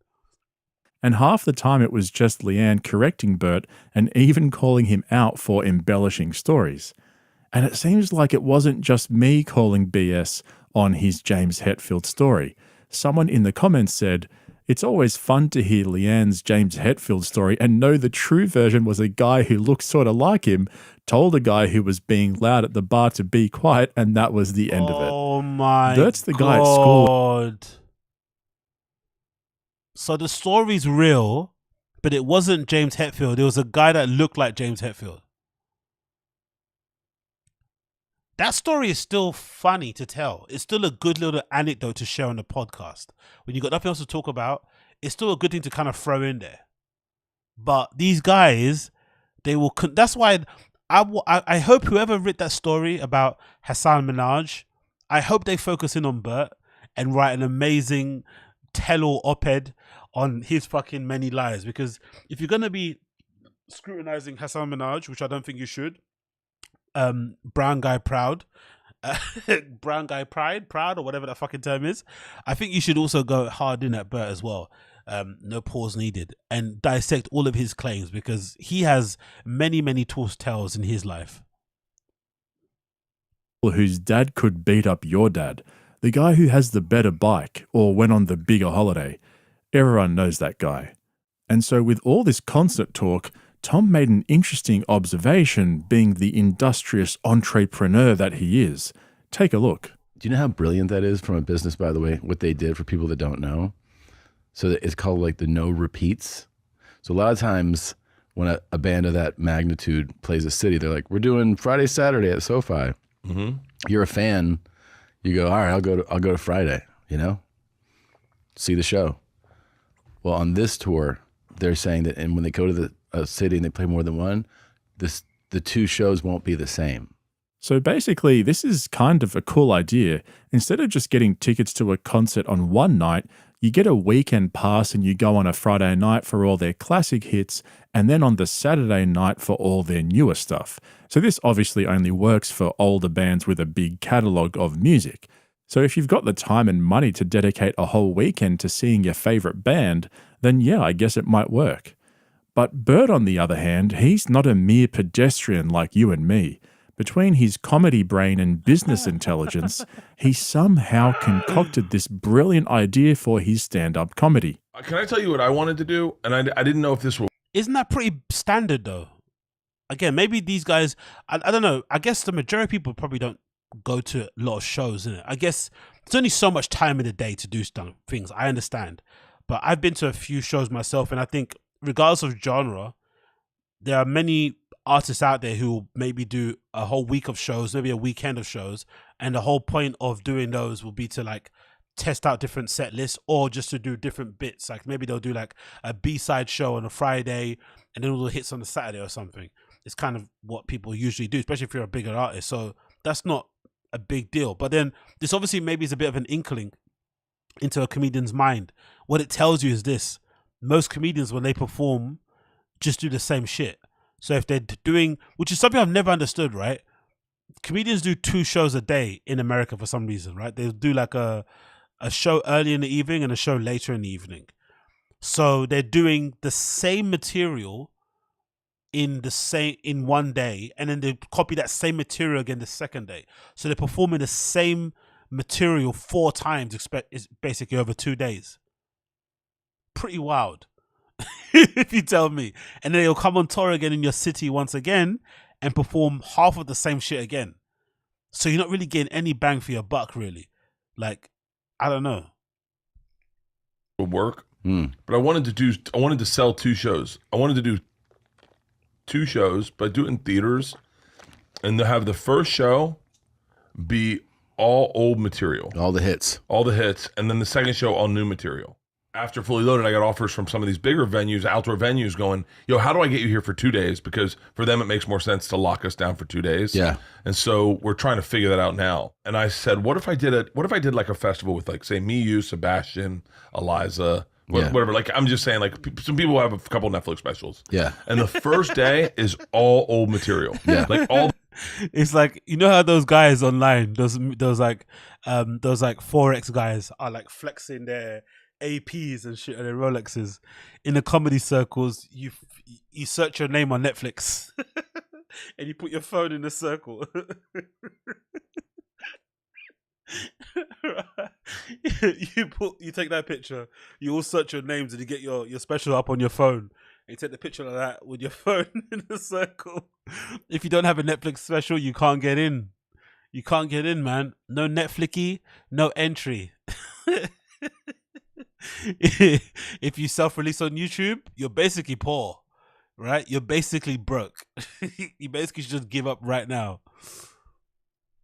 All the bangers. And the second day is all new material. Same comics, same new material. I couldn't get anyone to bite. Like, everyone was like, it doesn't make sense. I don't know, why would anyone want to see old stuff? I was like, I don't know. Oh, that's a mad idea. Let's go see Bert Kreischer doing stand-up with Eliza Schlesinger. But I had him on my podcast, and he was very sincere. Okay, cool. I've I had my think- mom on my podcast. You want to flex? I'm just saying. I think he's very sincere. I think he, That was such a good episode, man. She was so dismissive. It's always fun when Joe has someone on a pod who doesn't need him the way other people need. And I guess Eliza's more of a weird dynamic because she's more like on the feminist side of things, right? When it comes to female comedians, but she's also independently quite rich herself and very successful and very famous. So the Joe Rogan thing isn't as big of a deal as it would be for the other guys who essentially made their careers because of Rogan. So I love the dynamic of that when it happens on their show, on this show, sorry. When someone comes on a show that doesn't really give a fuck about him as much as the other guys do. he's very idealistic. Oh man, that never gets old. I could watch that on repeat all day.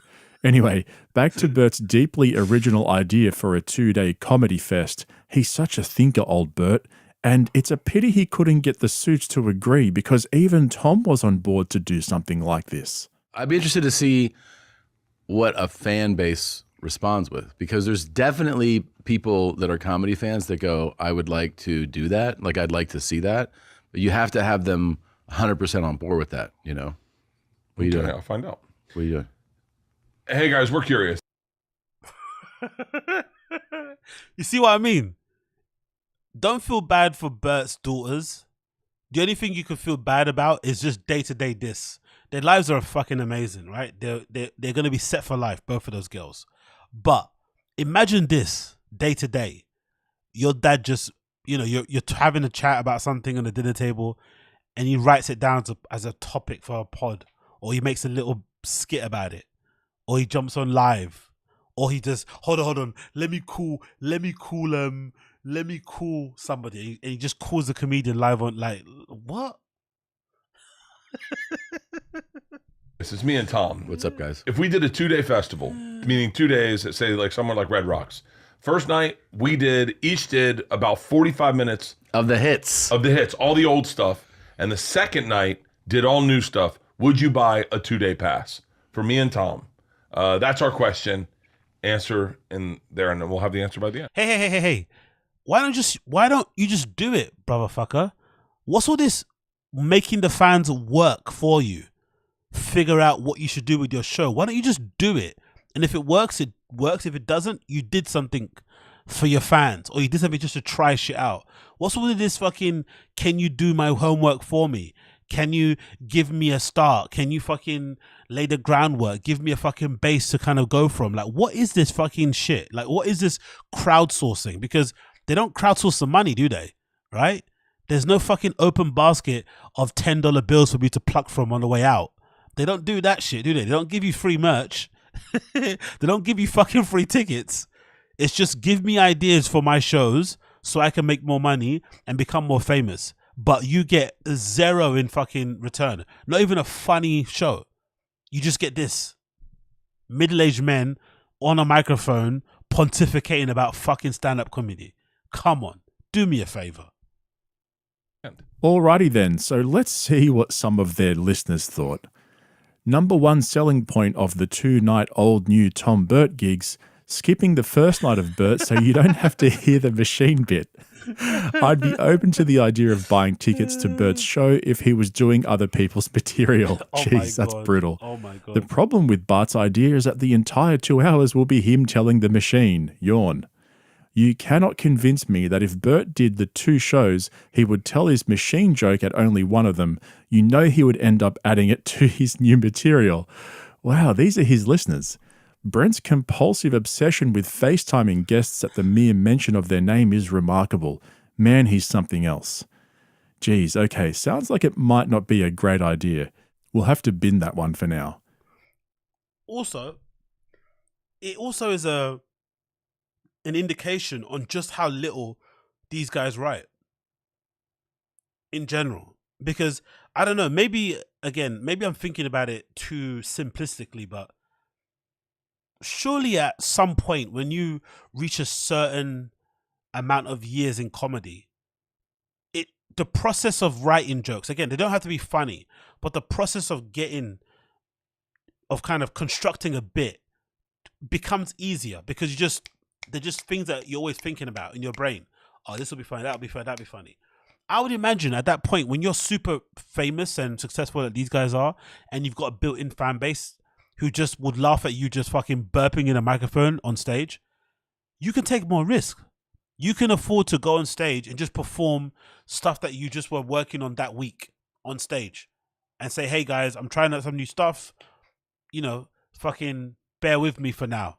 And then just smash it through and then kind of hone that over the weeks and stuff and go from there. But what you're seeing now is that these guys talk about this stuff a lot, but really and truly, when they go and perform, more likely than not, they're performing versions of whatever you've seen on the fucking specials. Maybe they kind of break them down, they stretch bits out a bit, whatever it may be, but they're usually performing the same things that you see in specials on the road on a consistent basis. You're going to get that all the fucking time, which is why they are so fucking enamored by these ideas of like, oh, how about if one day I did the hits and another day it was new material? Bro, why don't you do that anyway? Why don't you do that? You've already got enough hits in your catalog to do a whole night of hits, 2 shows of hits on the Friday. Then on the Saturday, do 2 shows of fucking new stuff and announce it. But guess what? You never hear comedians announcing stuff like that, do you? You never hear them announcing before they do a gig, hey, this gig is going to be old stuff, this one's going to be new stuff. They don't do that. They honey dick you to buy the ticket blind, then you get there and you hear fucking Bobby Lee telling the Tijuana story. You're like, no way. You know?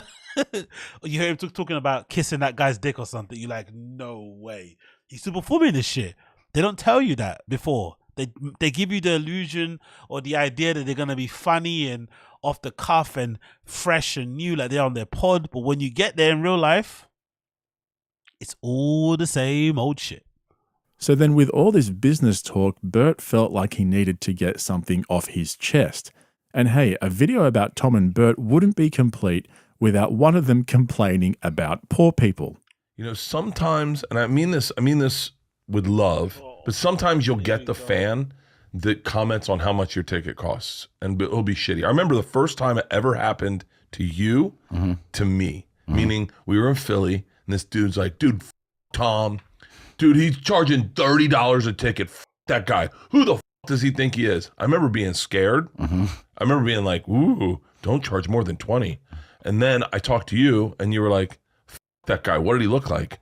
I go, he looked like pretty homeless. And you're like, yeah, I don't want him at my show. Jeez, you're like, if you don't like me for an extra $10, you're like $10. Yeah. And I was like, man, when you love something, I don't mind going out of pocket a little bit for the experience. Sure. I don't mind going in and seeing a little extra. Like, Again, I don't think there's anything wrong with the answer, but it's just the order of things. If you start off that response saying $10, if $10 really affects you that much, maybe you shouldn't go to live shows in general, not just only me. But I think if you're a fan and you like what I do, hopefully the $20 to $30 jump isn't too much. But you shouldn't start off your response of a fan being annoyed about the $30 thing by calling them homeless. That's a crazy place to start, no? Like, why straight away insulting them and saying they're homeless or insulting their looks? And again, this is coming from these guys as well, right? Because Bert, if he wasn't a fucking successful comedian, he would look more homeless than anyone who comments about him on social media, given, his fucking lifestyle and shit. So he has to relax. So insulting anybody that looks is crazy. Tom, if Ozempic didn't exist, would probably still look like fucking Bert. So let's relax on that also. So they need to fucking take a big breath and just relax. Have a seat, maybe have a glass of water, and just open the windows. Maybe. We got not the best tickets, but we paid way more than anyone's paying for my show. Way more. In case you didn't quite catch that little bit at the end, and no, you're not mistaken if you did, Bert Kreischer just compared his stand-up show to a Metallica concert. Like, he actually just said that in broad daylight into a microphone with cameras on. And as I was scrolling through the comments, I found one that perfectly captured my thoughts. Love how millionaires are going, I don't mind spending some extra cash for the experience. Ah, those damn helicopter rides, hey Tom? I've said it before and I'll say it again, these dudes are just completely out of control. I seriously don't understand the point of their podcast anymore, and as one of their viewers put it, this feels like when your estranged brother finally comes home for Christmas and is giving you his life update. These are basically just conversations you'd have with a friend off camera. In this whole episode, there were several occasions where Bert was literally just sitting there trying to find something in his phone to send to the computer guy so he could pull it up on the screen for everyone to see. It's a real test, isn't it? It's a real test. I think it's one thing to be a fan of, like, I don't know if it makes sense. You have to be a real fan to be a fan of these guys, especially now. Because most likely, if you started off being fans of these guys, you were fans when they were funny. Because there was a point when Bert and Tom were really good at podcasting and were really fucking funny. Like, I spent many a times crying, laughing from old Your Mum's House episodes, from episodes of Bertcast back in the day. Like, they were really fucking funny. Really fucking funny at one point. And then something changed. So for you to still be a fan now, you have to be really invested. So it's probably way more insulting for you that these guys you supported from the beginning are talking to you in this way. You know? Because I don't think there's many new fans that finally discovered them and they heard that Kool-Aid bit and now they're fucking balls deep. I think most of the fans that they've had from the beginning are still the same fans they have now.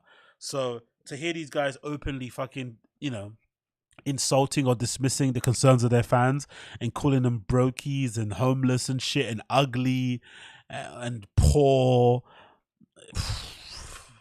Yo. Like, full on just dead air. No one saying anything, just scrolling through his phone. I have it on my phone. I'll just send it to you. It's probably so much easier. I'm so not. Ben's like a good dude. Like, he doesn't curse. Yeah. He's like, doesn't drink, doesn't smoke, doesn't do anything. He's just a good dude. Halston, I'll just send it to you. It'll be so much easier. Jesus. So the most hardworking guys in the world, by the way, right? The most hardworking guys in the world. There's some jobs that you work at, which I've been at before, where you can't touch your phone. There are some jobs I've worked at where you leave your phone in a locker. You kind of take it to your desk. And these guys get to sit on a mic, not research anything, talk out of their ass, be on their phones, talk about all their monies, all their rich guy stuff and whatnot, and then also chastise the fans when they have anything to say back to them. What a life. What a life. Bert's MacBook Pro. Let's see. That's me. Just sitting there. No. Lovely. No. Just a couple Here we of go. dads That's me. trying to figure out their phones. This is, nope, not edit. Couple Cancel. of dads trying to work This out is AirDrop. I love it. You gotta love share that. Yeah? and share. Here's me and Benescrins to Jesus Christ, bro. no people found, Halston. Jesus Christ, bro. Hang on. Here we go. Still more. Hang on. More dead air. AirDrop. Everyone. Photos. Halston. Tom yawning, stretching, Halston. scratching his To head. Halston. Wanting Okay. to die. This is peak podcast, Wow. ladies and gentlemen. It doesn't get better than this. Why bother planning out a few clips and topics to talk about before you start recording when you can just do it while you're sitting there at the table? The worst part is they actually have staff. They've got people working for them.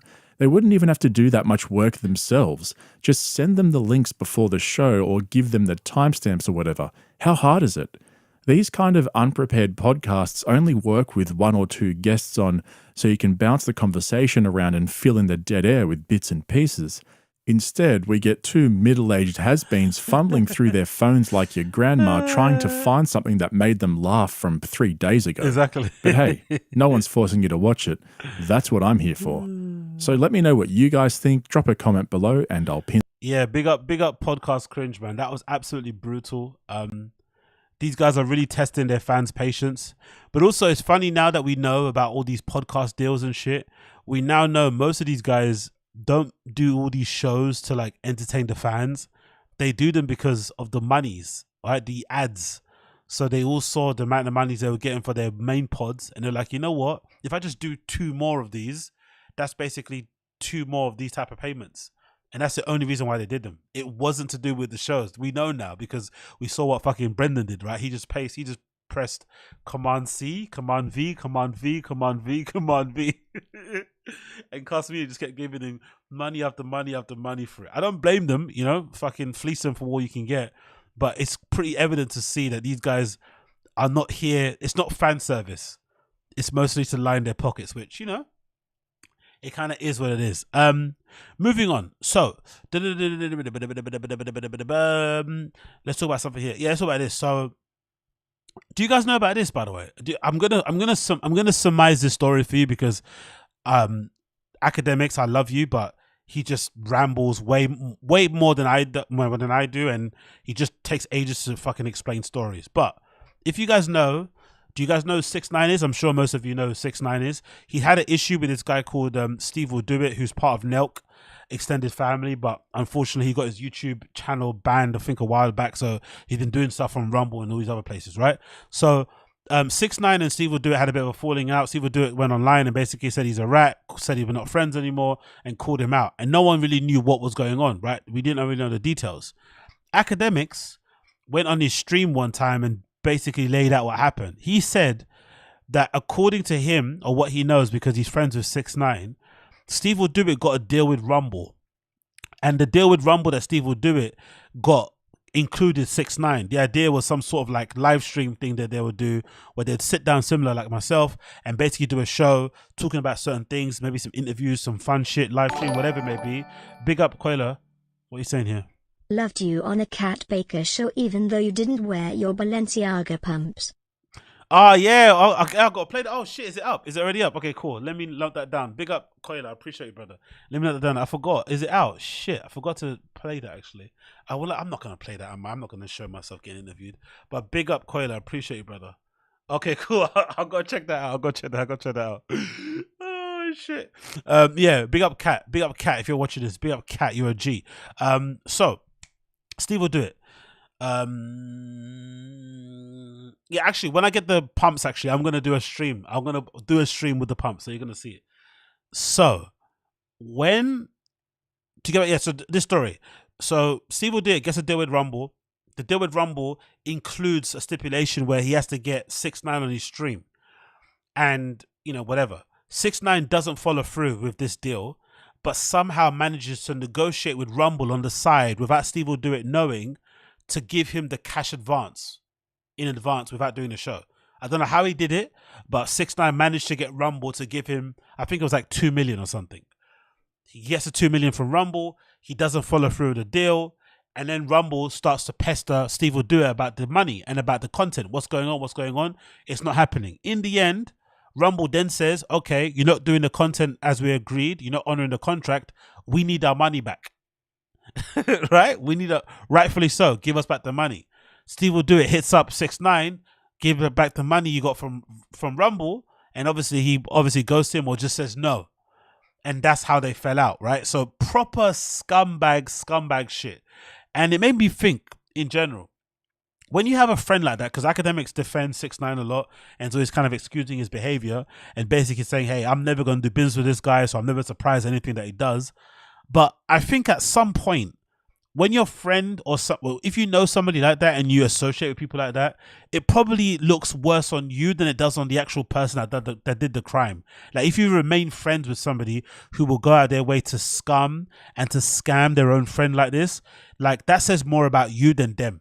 Like, I could never ever be a friend with somebody that does that to someone. Let alone the snitching thing. That's a whole different story.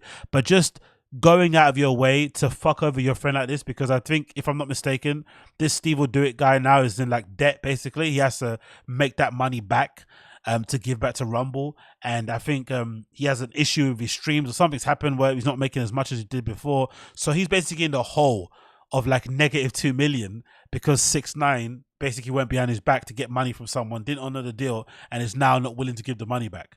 That's a scumbag thing. But the second scumbag thing, which is really crazy, is this thing, this development. So 6ix9ine now is in an ongoing beef with Anuel, the reggaeton artist, where he is now in a beef with him and dating Anuel's baby mother. And you know what happened? So the beef with 6ix9ine and Anuel started because they were meant to have a song together, and then Anuel drops out last minute because his brother is in prison. And it looked bad on him to do a song with 6ix9ine because of the snitching thing that he did. So he decided, I'm not going to do it. Then Anuel goes on to an interview and basically, embellishes the story, makes himself look like a hero. And that's the sole reason why they fell out. Because Anuel said to 6ix9ine, hey, I can't do it because of these reasons. But then when he went to the interview, he added a bit more spice to the story and tried to make himself, whatever, kind of tried to embarrass 6ix9ine on the thing. And then from then, 6ix9ine has decided, Anuel is a mortal enemy of mine. You're dead to me. So now he's doing music videos with Anuel's baby mother and posing in a music video with his fucking child, who's a toddler. There, you see in the bottom right. He's posing in the fucking videos with this fucking child on these videos.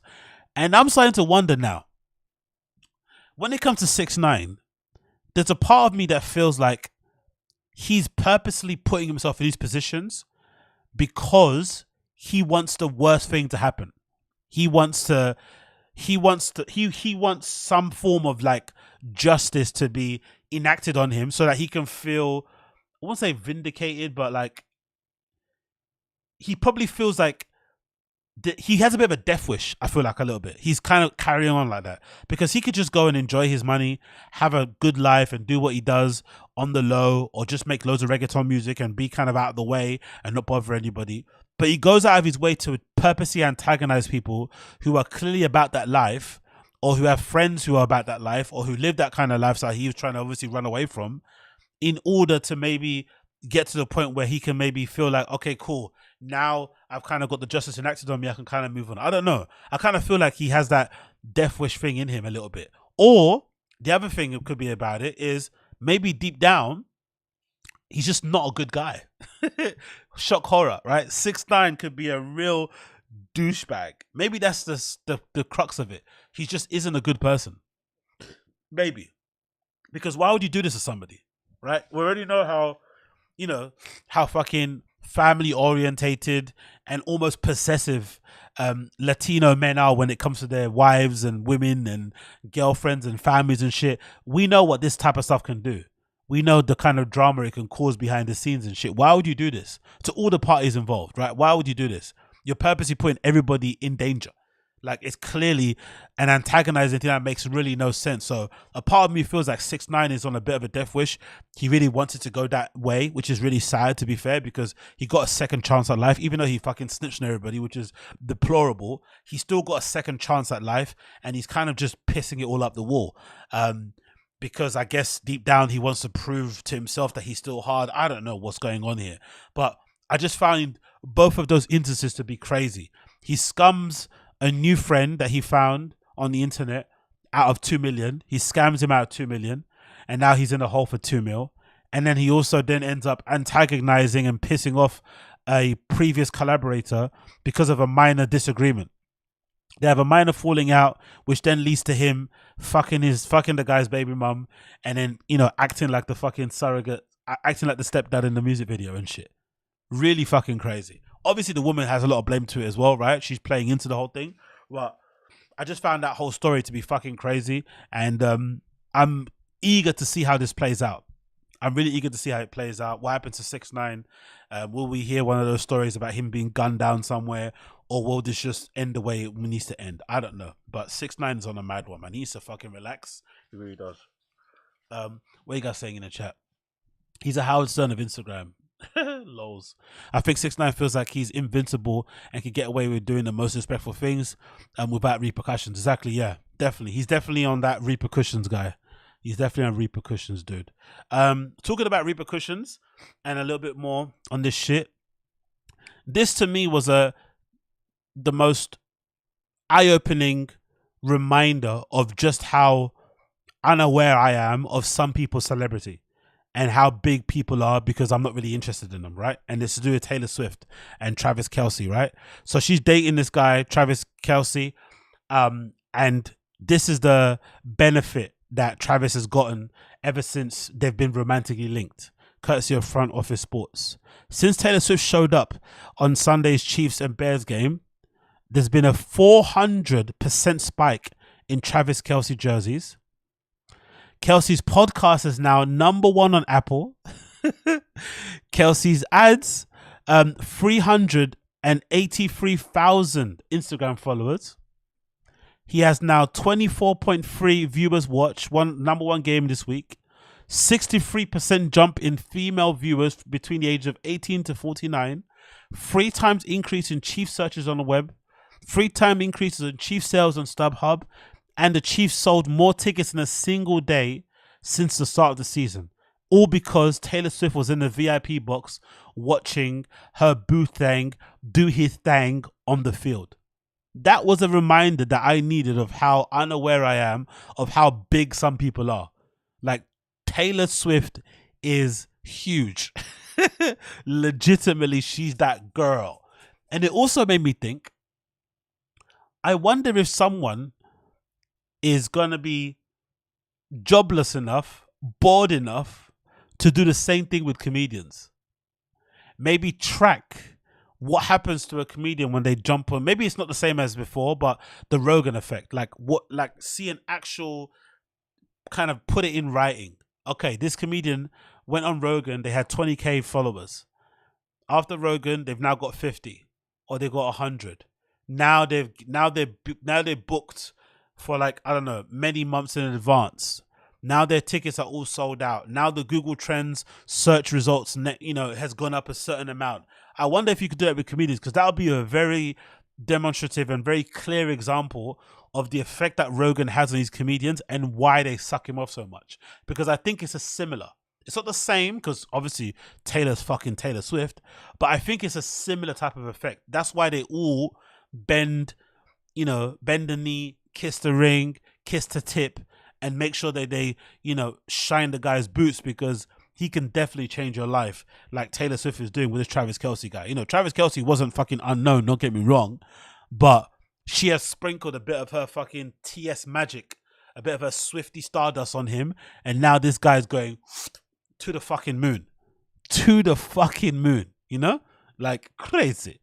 What would you guys think? What do you guys think here?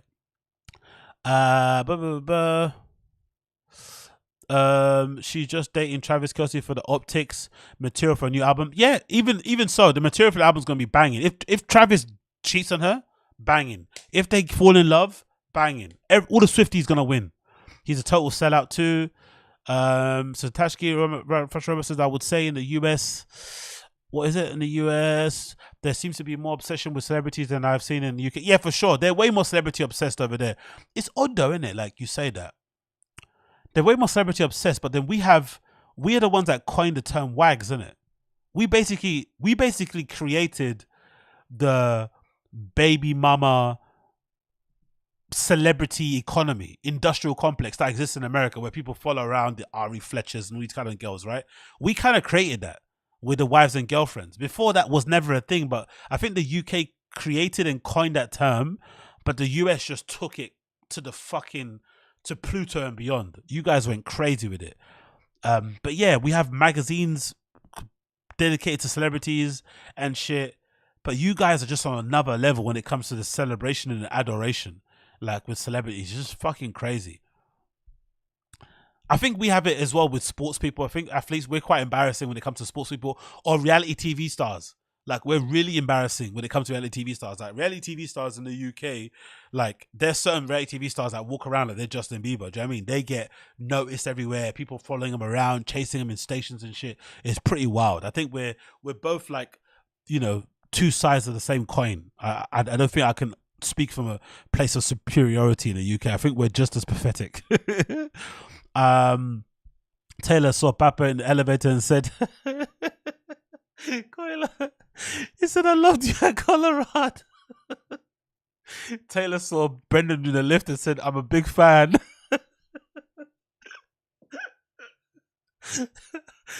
Taylor, I'm a big fan. You know that white boy that works too much. Dashki saying the only thing she respects about Taylor is the bangs. Fair. Brendan. But you know what? The only thing I noticed, I was a bit like, is it me again? I'm a fucking basement dweller. I live in my mom's basement. Poor, broke, fat, whatever. Say all the insults you want about me, right? But is Taylor one of those girls that bites her fingernails? Like, or is this just the angle? They kind of look a bit stubby, innit? Is she the ones that's like, you know those girls that like always fucking chewing their fucking fingers and they look like she's running through a fucking blender? Or am I bugging? What do you think of saying it? Am I being a little bit fucking tatey? All right? Am I being a bit sneakerish? Am I being a bit fresh and fitish when I say that? Or does Taylor look like her person that bites her fingers? What do you think? Like they're covered in scabs. They look a bit stubby, innit? Just this hand. They're a bit stubby looking. What do you guys think? Bite something, looks at the teeth. Yeah, this looks a bit... Ag has a finger kink. No, I don't have a finger kink. Finger kinks are crazy. I don't know. It just looks... She's got like a... Anyway, look. I don't want any beef from the Swifties. I'm moving on. Big up Taylor. Big up Travis Kelce. The only thing that's lame about it is just that, you know, these niggas can't even date casually or just hook up without it being an entire thing. Maybe they don't even want to be together for long. They just want to have a bit of fun, you know, have a little bit of a fucking Barbie moment, right? Barbie and Ken moment. But people are making it into an entire thing. And they can't even just hook up and move on. It has to be like a brand thing. They have to put out statements when they eventually break up. Like, we moved apart. We had a great time. Like, it's sometimes being a celebrity is a bit shit. You know what I mean? You can't just hook up with a cute boy or with a cute girl and have a good time and shit. It has to be a big media thing. So that's the only thing I'd say about that. So big up Taylor and them man there. Let's move on with this one. Let's play this little clip here. What's this? Lunch hour at the Thick Boy Studios. Let's see what this is saying. This looks good. Lunch hour at the Thick Boy Studios. Let's see what this is saying. Let's zoom in here a little bit so it's on the middle of the screen so you can see it.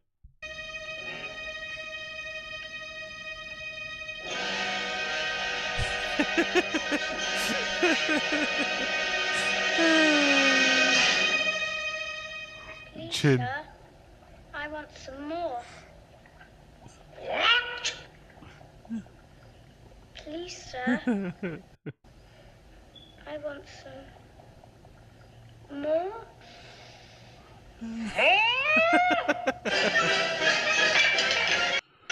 Oh, that was brilliant. Hopefully I don't get taken down for this, but hopefully that was fucking brilliant. Oh, big up Chin, man. Chin wanting some more wages. Come on, man. Big up Chin.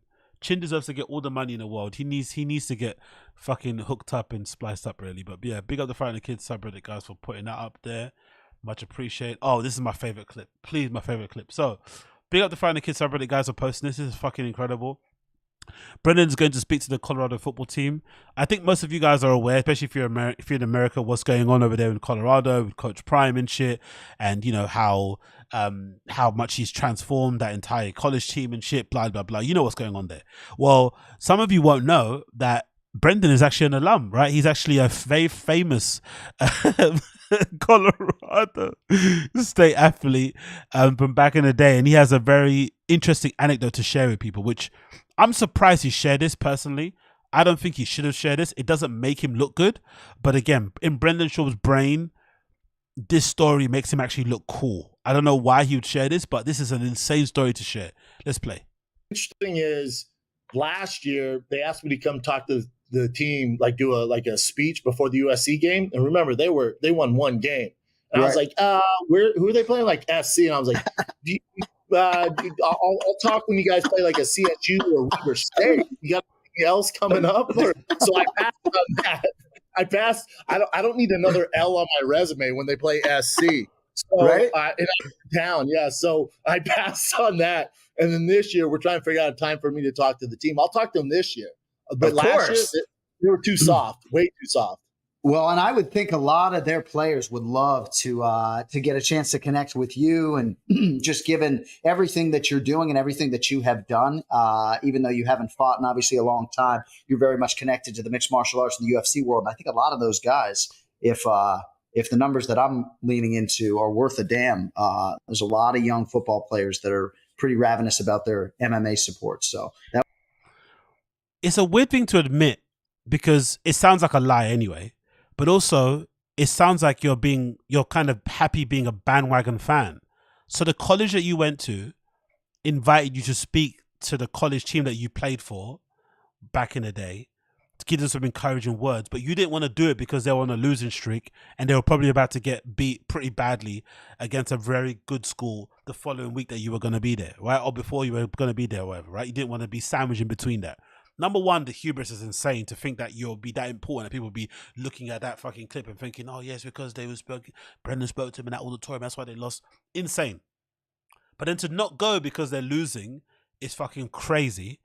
And then to only now go because they're winning or because they're in the news and because they've got a famous coach and they've got great players, now you want to then latch onto them. Now you want to be a part of the story. Now you believe. Why would you admit to this? Why would you voluntarily share this information as if it makes you look cool? And also press X to doubt that now that, Colorado are where they're at, that they would reach out to Brendan to try and G them up. Press X to doubt on that one. Press X to doubt on that one. That now, maybe back then I could believe it. Nowadays, with all the fucking bad press around him and the fact that they're going where they're going, really? Come on, bro.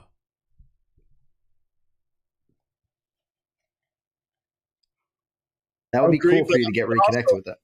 CU so big now. They had like The Rock there last weekend.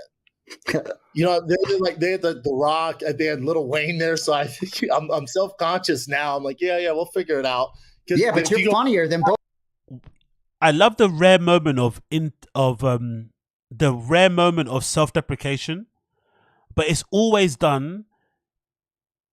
It's like a self-deprecation, but then it's also a bit of a humble brag because he's also comparing himself to Lil Wayne and shit. So he's only going to defer and say, yeah, I can't do what their guys are doing. I can't do what he's doing because it's Lil Wayne, it's Drake, right? It's Snoop Dogg. He's only deferring when the person is super, super famous. But anybody else, they're within the same lane.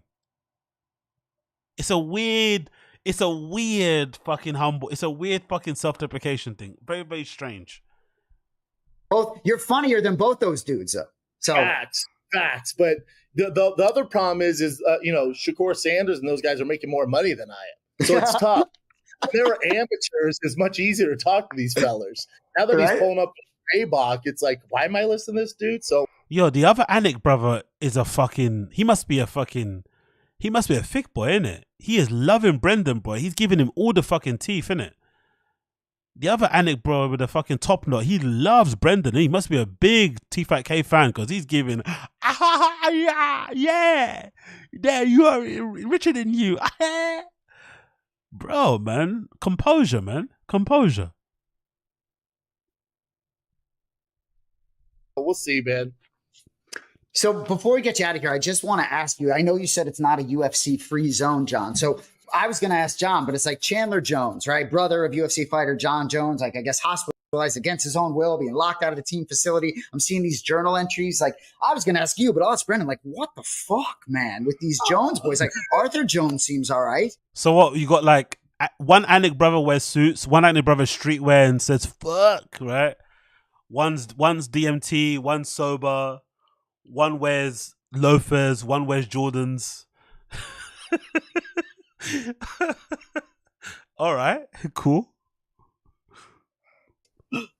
Arthur seems all right. He's the biggest one out of all of them. He used to train with us in Jackson's, and he was a house. I just think they're wild boys, man. Okay, bro. Anyway, I think that's strange.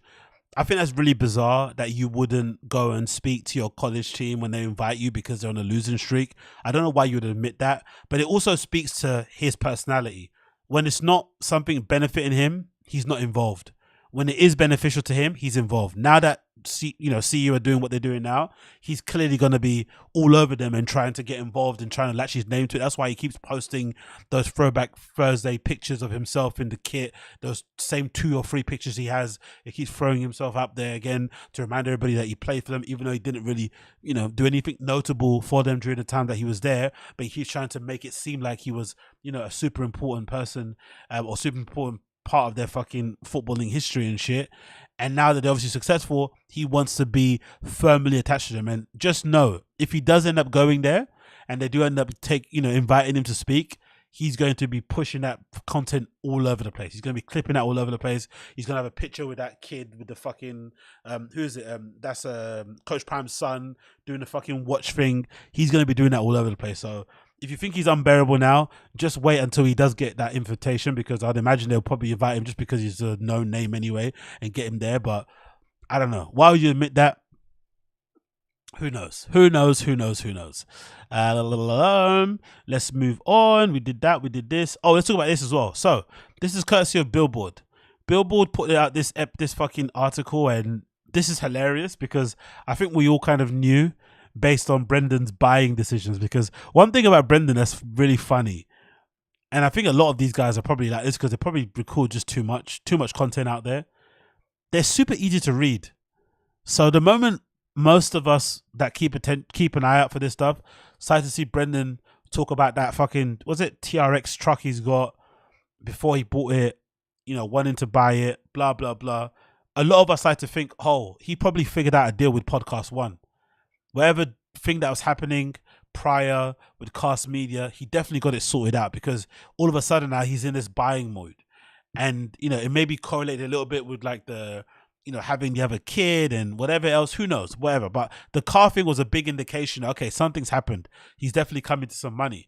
And look at this article courtesy of Billboard. They put it in fucking black and white.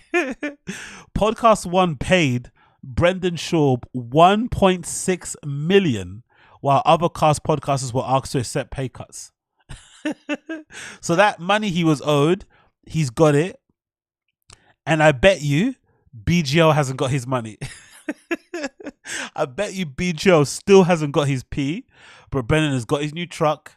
He's got a new exhaust. He's got 100 miles an hour, 100 horsepower. Sorry, 1,000 horsepower. New kid on the way, flossing, living life great. But I bet you BGO hasn't got his money yet. Absolutely hilarious. So, courtesy of Billboard. Since Live One announced plans to acquire Cast Media in May, CEO Rob Ellen has not budged on his offer to compensate podcasters whom Cast Media owes millions of dollars. Ellen's best offer, 1/3 of the money Cast Media owes them in cash, 1/3 that they owed him promissory notes to be paid over 2 years, and 1/3 to be owed in stock with Live One subsidiary Podcast One. In exchange, the podcasters must sign a multi-year arrangement with Podcast One and agree to reduce their cut of their ads from 80% to as low as 60%. Whew! So that's what we found out via CoffeeZilla. Jesus Christ. We've spoken to every podcaster, says here. We've offered really fair deals, equity in our IPO to help them, says Ellen. Technically, Podcast One wasn't actually going to go public via the IPO, but making its shares available through the direct listing on NASDAQ. Podcasters had a tough choice ahead, Ellen explained. Dig in their heels and take the settlement offer. Or take a settlement offer, sorry. No other platform is going to pay them for the past. Exactly. That's a good line there. No other platform is going to pay them for the past. Essentially, no one was going to match those deals that Colin Thompson was throwing out, like fucking, like M&Ms. No one was going to do it. So that shows you that those guys were definitely overpaying. They're only going to work with them in the future. So Podcast One and its parent company Live One were, however, willing to pay at least one podcaster what Cast Media owes them in full. even if it meant taking out a high interest loan. They took out a loan to pay Brendan. Holy shit. Records obtained by Billboard show that in early August, Live One borrowed 1.7 million from Cap Chase, an online bank based in Madrid. The money, Billboard confirmed, was borrowed to pay UFC fighter turned podcaster Brendan Schaub what he was owed by Cast Media, the Los Angeles-based podcast company launched in 2016 by founder CEO Colin Thompson. Cast Media, like Podcast One, is a podcast network, blah, blah, blah. Among the top shows is Logan's Impulsive and Fear of Wounds this past weekend. In February, Schaub and other comedians noticed that Cast Media's payment on advertising money were becoming irregular before falling off altogether by the end of the month. By August, Cast Media owed Schaub, an accomplished podcaster with 3 successful podcasts, The Golden Hour, The Fighter and the Kid, and Brendan Schaub Show, a whopping 1.6 million in unpaid revenue. A month later, Schaub and his co-host Brian Cannon announced The Fighter and the Kid were leaving Cast Media and joining Podcast One. Brendan spoke to a number of agencies, and the company that gave us the best deal that we were getting is called Podcast One, says Callan. Podcast One has been the agents of a lot of people that we know, and this is why we're very happy with them. A rep for Schaub declined comment. Live One did not respond.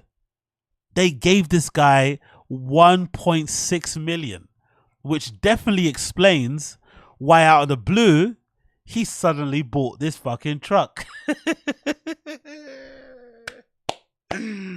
It's amazing. It's amazing. So the one deal that because the thing that's really fucked up about this a little bit from the lack of solidarity is that it sounds like if you go according to what CoffeeZilla said in his video, Brendan kind of introduced a lot of people to Cast Media before it got swallowed up by Podcast One. He introduced a lot. I think he even introduced Theo. So a lot of people within that industry got their deals or got their first ads via Brendan by default, because he was the first maybe person of note to sign on with Cast, and they were obviously overpaying because they wanted all the talent on their network. It then goes to shit, and they all refuse to sign on to Podcast One because they're not getting their money from Colin, because he's refusing to pay for it, or he's saying to you, hey, I'm going to give you points, or I'm going to give you shares, or you're going to get this amount, whatever it is, but you're not getting it in full, or you have to get it if you, get shares and you can sell them later on. So you'd imagine, as a mark of solidarity with your other comedians, friends in the scene, you would refuse a Podcast One deal in the hope that you all put out your videos at the same time, like Theo did, like Jason Ellis did. You speak about it in public, like Whitney Cummings did, and you'd hope that pressure would lead to the company, whoever it is, Podcast One or Cast, acquiescing and be like, you know what, fuck it, you're embarrassing us out there, we're looking terrible, here's your money. You'd hope that's what would happen. But he didn't do that. He looked out for number one, no solidarity with anybody else in the comedy scene, got his money, and then kind of just kept quiet about it. And it wasn't until Theo spoke about it that they spoke about it, because they weren't going to speak about it. Jason Ellis made a video. The Jim Cornette guy, who's kind of like a WWE dude, right? He spoke about it, and then of course Whitney spoke about it via the press. But if Theo never spoke about it, they would have never spoke about it on air ever. They were just going to do their deal on the slide, get their money, and just keep it moving. That's the funny thing. So that solidarity, that community spirit, that sort of like, going on strike together, quote unquote, or saying F you to the man, didn't exist. They got the deal and he got paid out. So at least congratulations to Brendan in that respect. He got his money, because I thought he weren't never going to get it. The fact that he got it all at once is a big deal. But then the fact that other people didn't, and they now have to take, 80 to 60% pay cuts is brutal. Brutal. But it also goes to show just how twisted and corrupted this whole business is when it comes to ads and shit and podcasts. And if you want to know why all these pods are really shit and not that great to listen to, that's a really big reason for it. Because, does Brendan really have a show or anything that he does that's worth 1.6 mil? Probably not. But if that's a market rate and someone's willing to pay it, the game is the game. And then who suffers? The fans and the viewers. Yay. But yeah, he got that. So big up him. What you guys saying? What you guys saying here? Uche, I need you to drop your skincare routine. You're looking glossy. Nothing's happening here. This is just pure fucking shower gel and a fucking towel and cocoa butter. Cocoa butter? Yeah, I mainly use cocoa butter. That's it. I don't really have a crazy routine. I bought loads of stuff. I bought all the stuff you're meant to do for those fucking facials and shit, but I never use it. I just standard shit, really, to be honest. But yeah, big up Brendan. I guess he got his money. Other podcasters who haven't got theirs, Theo and that, you have to wait, brother. You're gonna have to wait. Unfortunately, Brendan got his, and he does not care about you in the slightest. And let's hope that does make. Let's hope now we see BGL get his money. I don't think that's happening. BGL ain't getting his money, bro. BGO is never getting his money, and most of it's a personal thing. He embarrassed Brendan, he exposed him, revealed texts, addies and baddies, all that shit, betrayed his trust, and I think he's just on that thing of like, you know what, go get fucked, fuck you for life. So I think that's the only reason why he hasn't got his money, because he definitely got it because he got 1.6 mil in August. I bet you if you go through Brendan's Instagram, I'm not that petty, but if you go through Brendan's Instagram, I bet you there's a clear correlation between the money hitting his wire and then suddenly all these posts about cars and shit, new cars. I bet you there's a fucking correlation there. I almost guarantee it. But yeah, hang tight, everybody waiting for their money on that side of things. Hang tight. Next post here, part of the fucking cover image that I put on the flipping stream itself. What do you guys think of this? Do you guys buy into this theory? Someone posted a side-by-side picture. It says Theo Vaughn 2.0. And it's a side-by-side pic of Brendan and Theo kind of doing the same pose and also having the same hairstyle. It looks like Brendan's also going for the Mohican style shit that fucking Theo has. And he's also pulling the same sort of pose and smile as he's, taking some pictures with some fans in the VIP bit of his show after he does his show. What do you guys think here? Do you think Brendan's copying Theo's hairstyle? Do you think it's just a coincidence? What's going on here? My gut feeling is Brendan's copying. Personally, he's definitely keeping an eye on what's going on, and I think it just happens to be nowadays Theo's hairstyle is now become way more in trend than it was before in the past. So I think that's why he's basically jumping on it. And there's also a part of me that feels like Brendan is kind of trying to align himself with the guys over there in Austin. He wants to appear more southern. There's a lot more like trucker hats going on. He's not wearing as much loud as clothes as he was before, right? He's obviously got the crazy trainers, but he's toning down the clothes. He's wearing lots of trucker hats. He's got the rat tail at the back and shit that he's clearly liking how it looks at the back of his head and shit. He's cutting his beard a certain way. I feel like he's trying to align himself and curry favor with those guys down south and those guys in Austin and shit. Because eventually, it feels like to me, especially with the pickup truck purchase that obviously we've got here featured, it feels like eventually we're going to see Brendan in Austin. That's my theory. In the next 18 months, most likely he's going to move down there. He's already kind of priming himself to be that guy. He's driving a pickup. He's copying Theo's hairstyle. He's dressing in a more quote unquote modest way. He's doing that whole quoting of that song. What's that? Don't try that in a small town shit. He keeps running that joke to the ground. So I think there's a purposeful positioning and signaling that he's sending out there to be a part of that crew. What do you guys think? You'd think he'd have something to say, exactly. Bijo, Theo made that face in the photo I took with him. LOL. Oh, really? Oh, sick. Uche's got a picture there with the Theo. Did you get a look at the bum? Because his bum is pretty crazy. To be fair, he's got a little wagon he's carrying there, mate. Theo's got a fucking wagon. The GNC baby. He wants to hurt him. Every photo of Theo he's ever making that face after that 1.6 million, Theo's got to know. Yeah, I wonder. I don't know. I've got a feeling there's something happening here.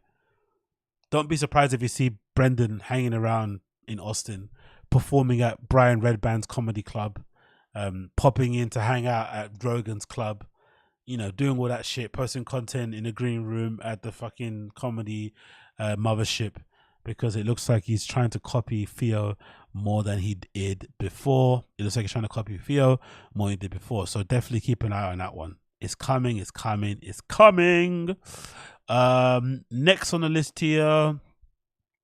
Want to talk about what? Oh, let's talk about this. Let's go here. Where do we got it? Let's watch a bit of I wanted to watch a little bit of The Fire and the Kid, actually, because I want to see this episode that they did recently with this guy that's meant to be a medium. Let's see if I can find it. Bear with me a second. Where is it? It's not that one. Is it there? Is it there? Nope. Where is it? I thought I had it on here. It's some guy that's meant to be a medium. There we go. Cool. So it's only 40 minutes long for some. I don't know what's going on with their episode lengths lately, but it looks like they're having a trouble filling out our show. So there's a new episode. Features a guy called Jonathan Mark, who's a medium. Let's see what he's saying on there. Let's see what I'll go on with this, because this is going to be entertaining to check out. Let's see how long I can last watching this shit. Please, God, don't kill me. Let this be somewhat entertaining, I beg of you. Let's see. Let's go. Come on, load for me. Are we loading? Yes, we are. It's about to approach. Here we go. Let's see what this media has to say. Come on, son. Hurry up. What's the deal? Are we not here? Yes, we did, 'cause we back at it again. It's the fighter and the kid. This is really The Fighter and the Kid. Ladies and gentlemen, the spirit meter just hit red hot. It just hit red hot because we have Jonathan Mark, who is a medium. And if you're into the medium world, you would know who he is. Which now, I am. I just heard you got a reading. I did a reading before this. And you came out with your eyes a little red. Yeah, a little bit. Now that's tears. So let me just say this again. Jonathan said you want to do. How do you pronounce tears? Tears. My eyes were tears. I just heard you got a reading. I did a reading before this. And you came out with your eyes a little red. Yeah, a little bit. Now that's tears. So let me just say this again. Jonathan said you want to do a reading. He went into a room. I wasn't allowed there. And Brendan came out with his eyes all are red. So either they were smoking weed or allergies. Jonathan Mark got into some deep stuff about the people Brendan loved who are no longer with us. Am I right about that? And when he does it, he like stares, so he's not looking you in the face. He's channeling. And he was like, because I don't have too much death in my family. I have both grandma's dead, grandpa's dead. So I figured it'd be like, like my grandma. He didn't say. I don't have too much death in my family, but all of my grandparents are dead. Like, what? This guy's brain is broken. Not too much death, but my mom's parents, my dad's parents, all dead. Okay, cool, bro. Cool. Say goodbye to Brian because this is the last day on Earth. He's like, tomorrow Brian's gonna pass away. And I'm just like, Jonathan. You know what he did say? He goes, tell Brian not to go to that weird place in Chicago, the theater, not yet. Joaquin on a Sunday? No one's going to be there. On Sunday where everybody's He called it. Okay. But no. Yeah. But he was like, I'm getting a lot of... That's not medium. That's called common sense. Yeah. True. If he's a medium, then I'm a medium because I said that to you. That's right. That's right. He goes... Hey, yo, where did they... Yo, 1 minute 32. The guy hasn't said a single word. There's a lot of people come through. Even Rogan goes, that's an off market. Yeah. But he was like, there's a lot of people come through. He's like, a guy that starts with a K that you fought with. And I'm like, I fought with. He's like, he keeps showing you guys like fighting. I'm like, I guess hasn't spoken yet. Anybody Kimbo. that died. Kimbo.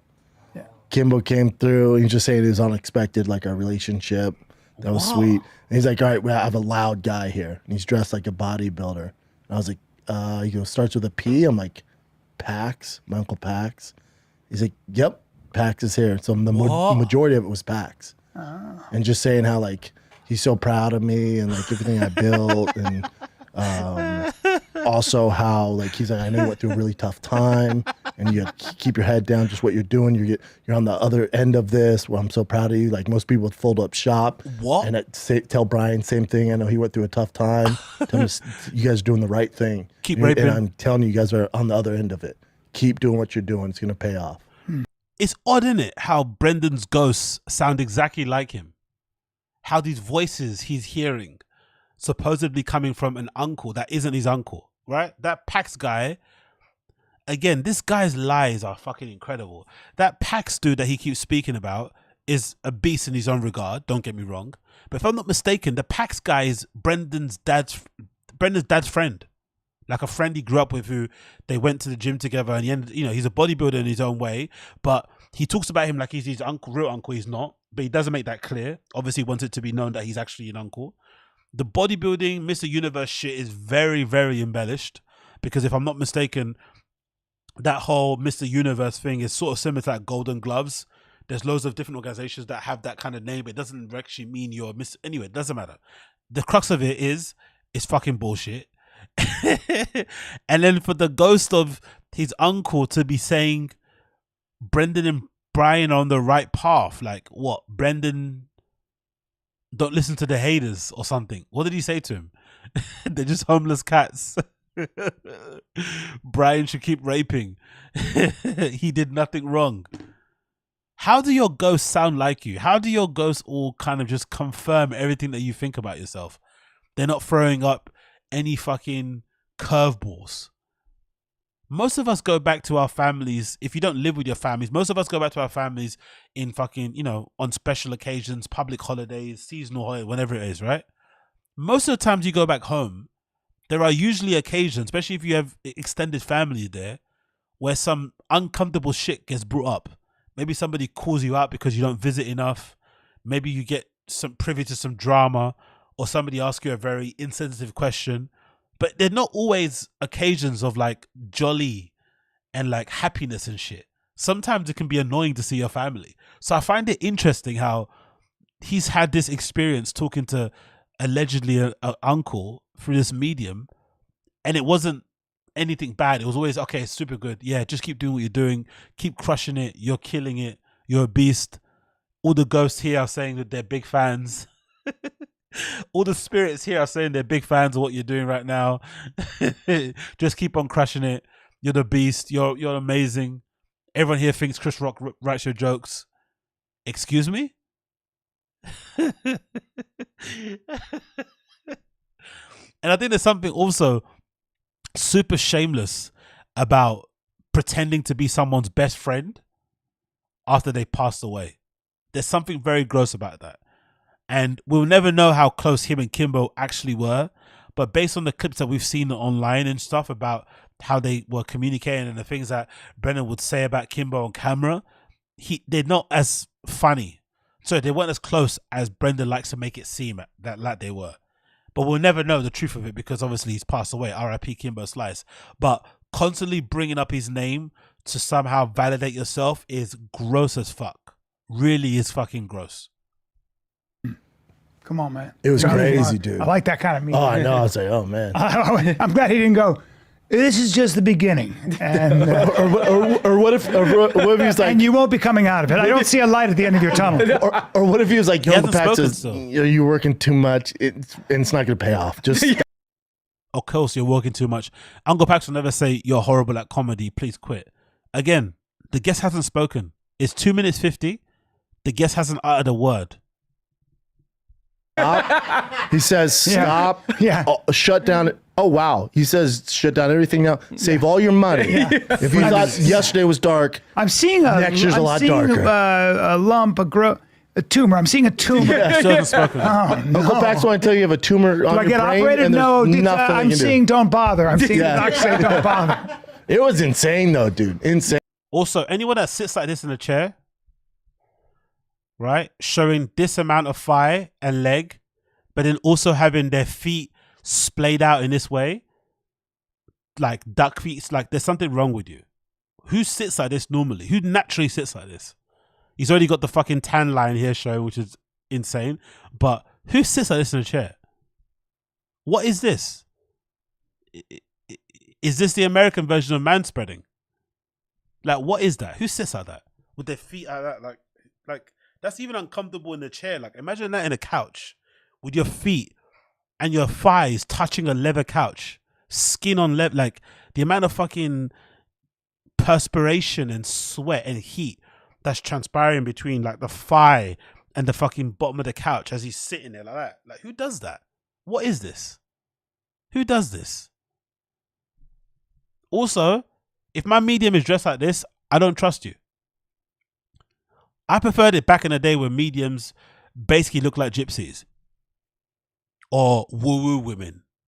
Give me a medium that looks like they live that life. They look like they live in a trailer. They look like they live in a park. They live in a tent, right? They got jade jewels on and shit, big rings. They dip their fingertips in fucking ink like Michelle Lamy, right? They've got all these weird markings and piercings and shit. I don't want my medium turning up in a fucking new era. A pullover hoodie and some short shorts and some New Balances. What's this? Barstool Sports medium. I'll pass. That's pretty cool. The way you describe Uncle Pax and just like. When did you start getting this thing? So when I was a kid, my aunt passed away when I was about 6 months old. So I didn't really know her other than like the pictures on the wall that my family would have of my aunt, because my mom and her were like best friends and they like lived together until they were like 30 years old. And when I was about 4, we were at Easter, and my grandfather, who was still living, I just walked up to him and I was like talking with my family, being a kid, whatever. And I said, Susie's here. My mom and my grandpa was like, oh, yeah, whatever. Like, that's cool. You know, there's pictures. Crazy we talk. kid, Yeah, like we talk about her literally every day because she passed tragically. And then I was like, she's grabbing a jacket and like squeezing it like a jean jacket, because I kept pointing at my pants and I kept pointing and squeezing my jacket. And my grandpa's like, what the hell are you talking about? And my mom just starts like pouring tears, just like crying. And so my other aunt, her mom's a fucking bitch. Yo, when I was growing up, you couldn't just like speak to adults like this. They'd kick you out of the room, just like explaining, my auntie Landa. It's like, this is what happens when you just let your kid just like talk to you like they're your age mate. Go play with your fucking toys, man. Put on the iPad or whatever. Jump out of a window. Go play in a swing. Why are you telling us stories? What is this? And then you get in your head that you're a medium. other sister's like, why is she crying about that?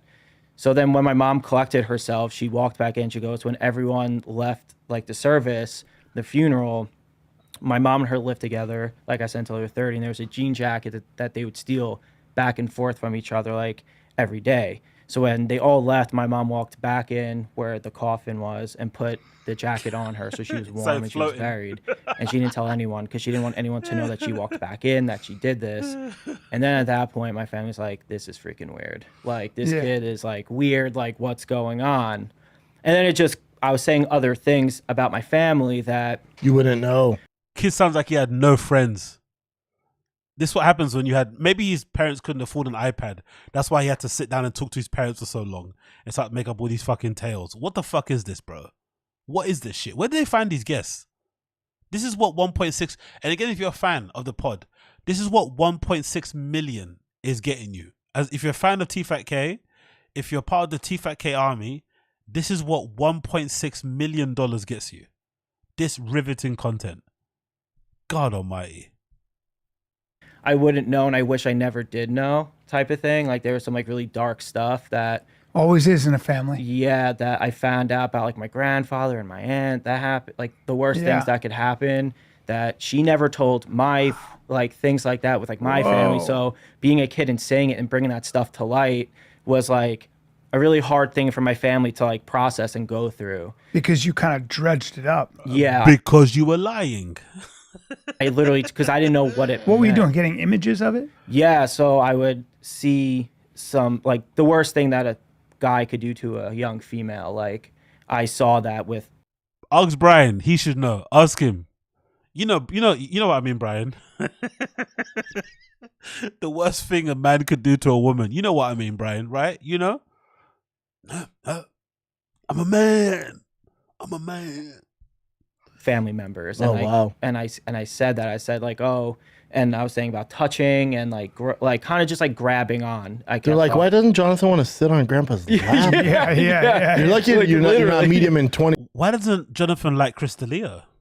23, man. Yeah, like yeah. when you're a kid, because they would medicate you. Like this kid, give him some Adderall. yeah. No, you should be a medium in 2023 and do it specifically in the comedy industry, and call out people before they get exposed. That would be pretty funny. That's the truth. Yeah, so it just got Insane worse. gift to have, man. And I think what's also crazy about him, I don't know how much you can talk about. Yeah, but he works with like the FBI. Yep. Do you? Yeah. That's interesting. I'll tell you my FBI story about it. I want to hear what you have to say I don't know how much you can talk about it, but let me mention it anyway. though about Okay. it. No, just because His dad works in the FBI. That's what he wants to mention. a lot of times in the behavioral science unit, Mm-hmm. I always tell the story. There was a guy who was, I think he was consulting on. Big up Austin Casey. So podcast one paid Bopper his 1.6 million, but did Rinks get his $400,000 owed, or whatever it was? Ah, good point, Austin Casey. No, exactly. Good question. Nope. If you remember the article, it clearly says this. Good question. Look what the article says. Remember? Where is it? Here, right? Where's the pay cut bit? Is it here? No, I think it's down here. 8%. Is it there or is it there? Where is it? There we go. Here. It says here. In exchange, podcasters must sign a multi-year agreement with Podcast One and agree to reduce their cut of ad sales from 80 to as low as 60%. So that's what he got. Brian Callen got that, and he also got that other thing of 33%. So he got this 1/3 of the money. So he probably got a 60% cut, and then whatever that is, he gets 1/3 of it in cash, 1/3 of it in promissory notes, and 1/3 of it owed in stock. So he's never getting that money. It's gone. That money's out of here.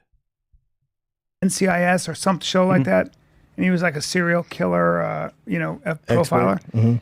And I said something to the effect of, "Do you guys use psychics?" And he looked at me and he goes, "I'm a psychic," and I went, "Ha." And he goes, "I'm not a psychic, but I can tell you things about." He'd known me for 40 minutes. He goes, "I can tell you stuff about you right now that you'd be like, holy shit." Right. I said, "What? Ever tell you the story?"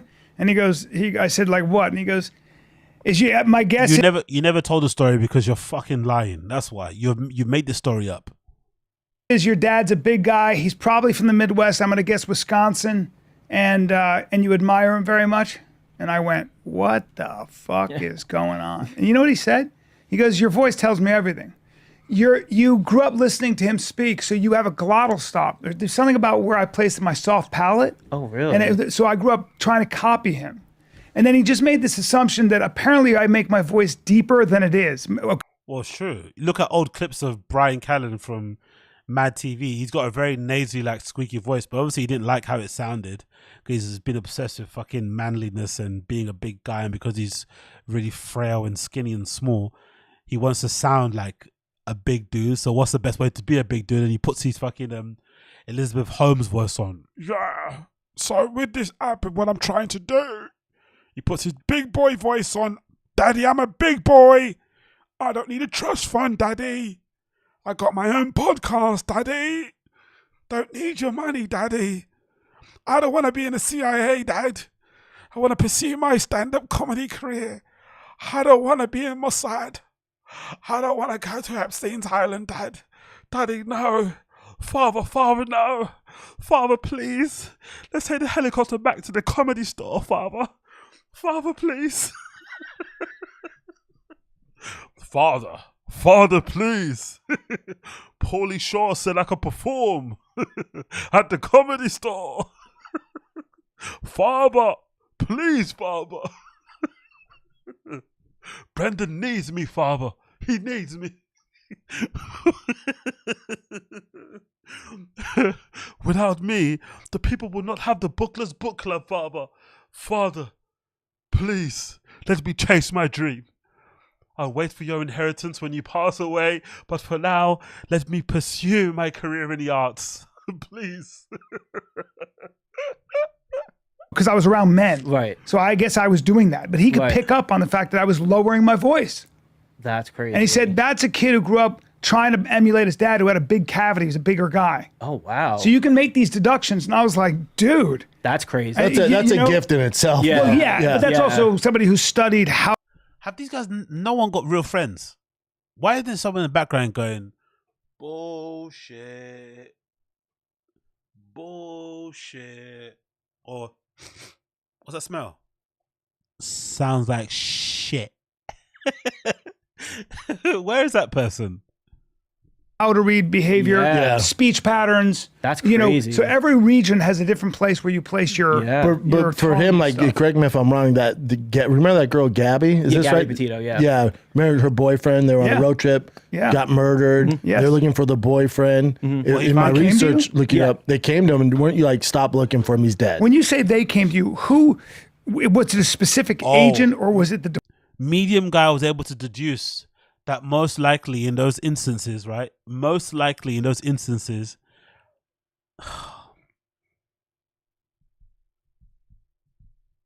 yeah, he figured it out. She's dead. department? Like, it was a specific agent at the time who was at a loss and kind of wanted to know. And like, so like, I always tell people this, and it's the truth, that I'm their like last resort. I'm never their first, of course, option. And at that point, they came to me because I've done stuff with them prior. So they're like, let's just see like what this could be, because she's originally from Long Island, and they came to me and I met them through the Long Island serial killer case, because I started that in like 2017 with them. You did? Yeah, with their first task force. Were you helpful? Yes. Yeah. Really? Yep. Mm-hmm. Otherwise, they wouldn't go back. Of course, he's gonna say yes. The grift doesn't work if you say no, right? The grift doesn't work if you say no. You have to say yes. Were you helpful? Yeah, of course. Do you get results? Mm-hmm. Fucking hell, man. Why can't you talk to some of the victims? Eh? Why can't you get in touch with some of the relatives of the victims? Why can't you do that, for instance, and get to the bottom of whether or not the stuff happened or not? Pieces of shit.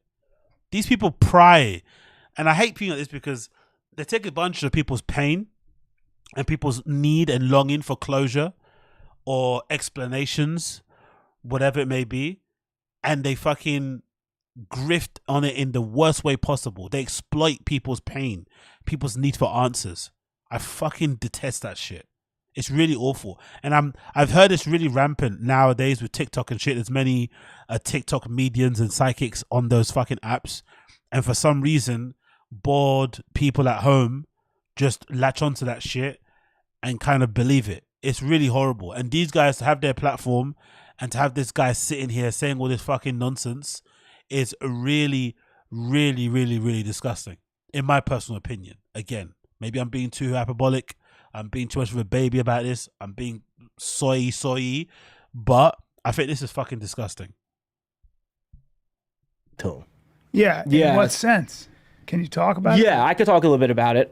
So in the beginning, they came to me, and how that started was, and I won't even like really like fabricate this or anything. I read the wife, and the wife's like, listen, you guys are like screwed. Like, just go to this kid and see what he can do. And like, that's how it started. So then you read the wife of the serial killer? Of the lead agent. Oh, I'm sorry. Of the task force. And he came to me. All he did was he called me on my phone. He goes, you have 15 minutes. Tell me what you got. That's literally what he did. He goes, you have 15 minutes. Tell me what you got. I told him there's an unusual R name, because I didn't like put together like Rex as like a name. I would see like Ryan. Is this like, what is this way of talking? Is this like Valley talking, or is he like, what going on with this? How he's talking? What's going on? And then I was like talking, and then he said, you're one of my first options, and I'm like really happy to be here. So I heard your mom, and I know she died just yesterday, but she says, you're doing a great job, honey. You're doing a great job, and just continue. Keke? Robert, whatever, but I would never picture like a Rex, right? And then I kept talking about, Burke and like Spoda and all these people, and all I heard was he laughed and hung up the phone. 2 weeks go by, he calls me, he goes, do you want to be involved in this case? And I was like, sure. And he's like, all right, you have an hour. We're sending you a phone call. He goes, you're going to read one of the families, like one of the families that the daughters were killed, like the prostitutes. And then it just started escalating. And then all of a sudden, because I'm sure people know about Burke and all that, since he was the chief of police at that time, he kept pocketing the case. So every time we would get somewhere, he would pocket the case. So then he would. Was that because he was also soliciting prostitutes? Yeah, he didn't want them to look into it because he was doing the same stuff. Yeah. So that's why when they got the cadaver dogs, he goes, they can't do it in the winter. Let's save it to give them more time. And like, that didn't make sense. Yeah, and then there's like another murder case that even dates back when they were kids that involves like Burke and Spoda together that they're linking to. Yeah, there's a kid on Long Island. There was a group of kids that shoved rocks and leaves down a kid's throat. They were like bullying him, and the kid like suffocated and died. That's terrible. And they were like there because they were friends. Like the way that Burke got to. I bet Brendan would love to shove rocks and leaves down fucking Unique's throat and shit, and maybe even mine, right? I bet you. He'd love to shove some rocks and leaves down the throats of all the homeless cats. He's thinking, oh yeah, that's terrible. Great idea. To be a chief was a little shaky, people say, because it takes years and years and years to get to that level of being chief of police. Of course. And he bumped it pretty fast. Hey guys. Hey, have you heard of Area 51? Fucking hell, bro. What a terrible, terrible guest and topic. Let's skip forward. Let's see what this guy's talking So he said I have like 30 minutes essentially. Okay. So it went from 15 to 30, and they don't want, from what I've learned with them, is like there's no like bullshit. Like I have to do my thing, and then they hang up and leave. Like I can't even like really get into like stuff. Like if I want to talk to them, like let's say like I want to be like, what happened with it? So I do that, and then the task force gets canceled because Burke was shelving it. So the first task force, and then Ray Tierney comes on, the new DA, and then when Burke got arrested for, I think he like mishandled like evidence because he brought someone in, like beat the shit out of them. And Hey, yo, my G, bro. He's a shady dude. Yeah, I'm not gonna lie. This guy's storytelling ability is a bit boring, isn't it? Come on, man. Get to the fucking point, bro. Get to the juice of the story. Sell me on this. I'm not intrigued to check out your Instagram, to buy your course, to fucking call your hotline. Like, what's going on, bro? You're not really selling this well, are you? Really, to be fair. A new task force came, and because they used my recordings from 2017, they brought me back on to here. And then back in February time, I get a call from one of them, and they're like, we're pacing this dude for about almost a year now, this guy Rex. And they're like, we're waiting. If you're gonna give me all this talk and you're gonna grift me and you're gonna scam me, at least be Tony Robbins. At least be like a Tony Robbins type, right? Make me believe, get me motivated, get me juiced up, get me pumped. And I'm gonna be like, oh my god, let me give me my money so I can make money, right? And then I'm gonna get fucking duped because of your fucking ability to make me feel inspired and motivated. But this guy is like boring, no? Incredibly boring. He could be legit. Imagine if he actually was a legit medium. You're boring.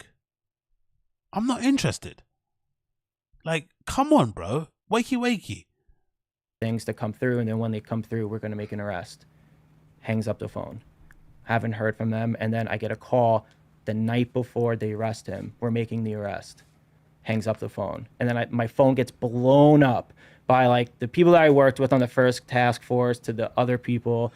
And they were really cool. Of the clues you gave them. Yeah. So it was some of them. I feel cool. And they were really of cool. the clues you gave them. LA people are weird. Look how interested he is in this shit.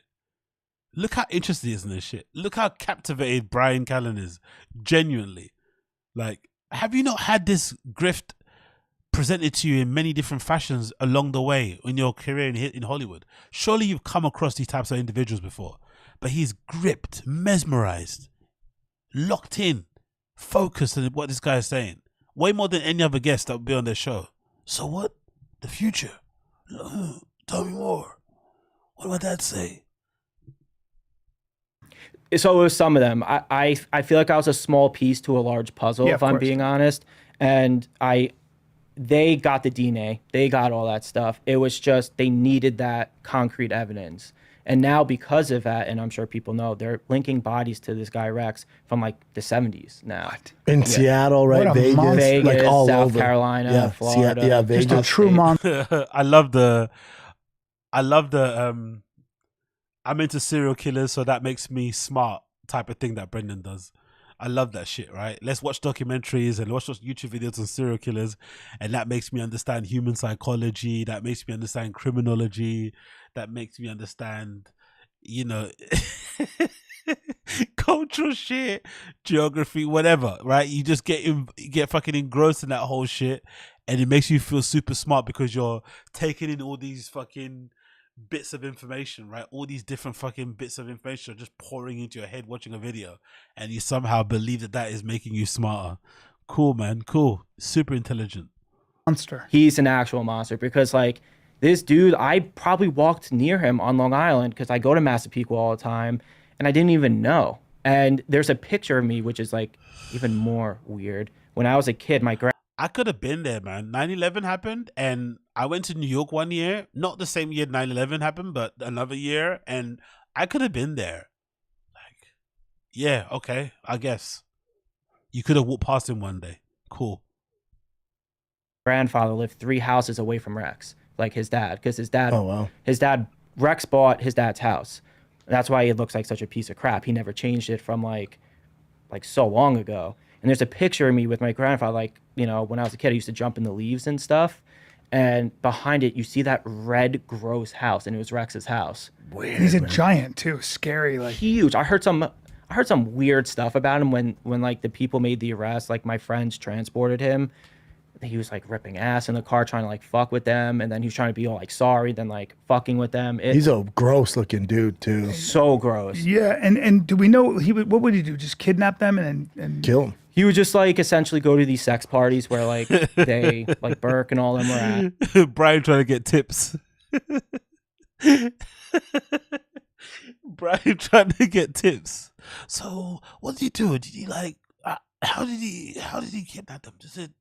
Did he use Snapchat? Is it Instagram? How did the DMs? I mean, there's a little bit of intrigue. He's captivated. How did he kidnap these vulnerable young ladies? Did he put them in the back of his e-scooter? Did he put them in the back of the trunk? He's intrigued. Brian wants more information. Too. So gross. Yeah, and do we know what would he do? Just kidnap them and kill? More information, please, sir. He would just like essentially go to these sex parties where like they like Burke and all them were at.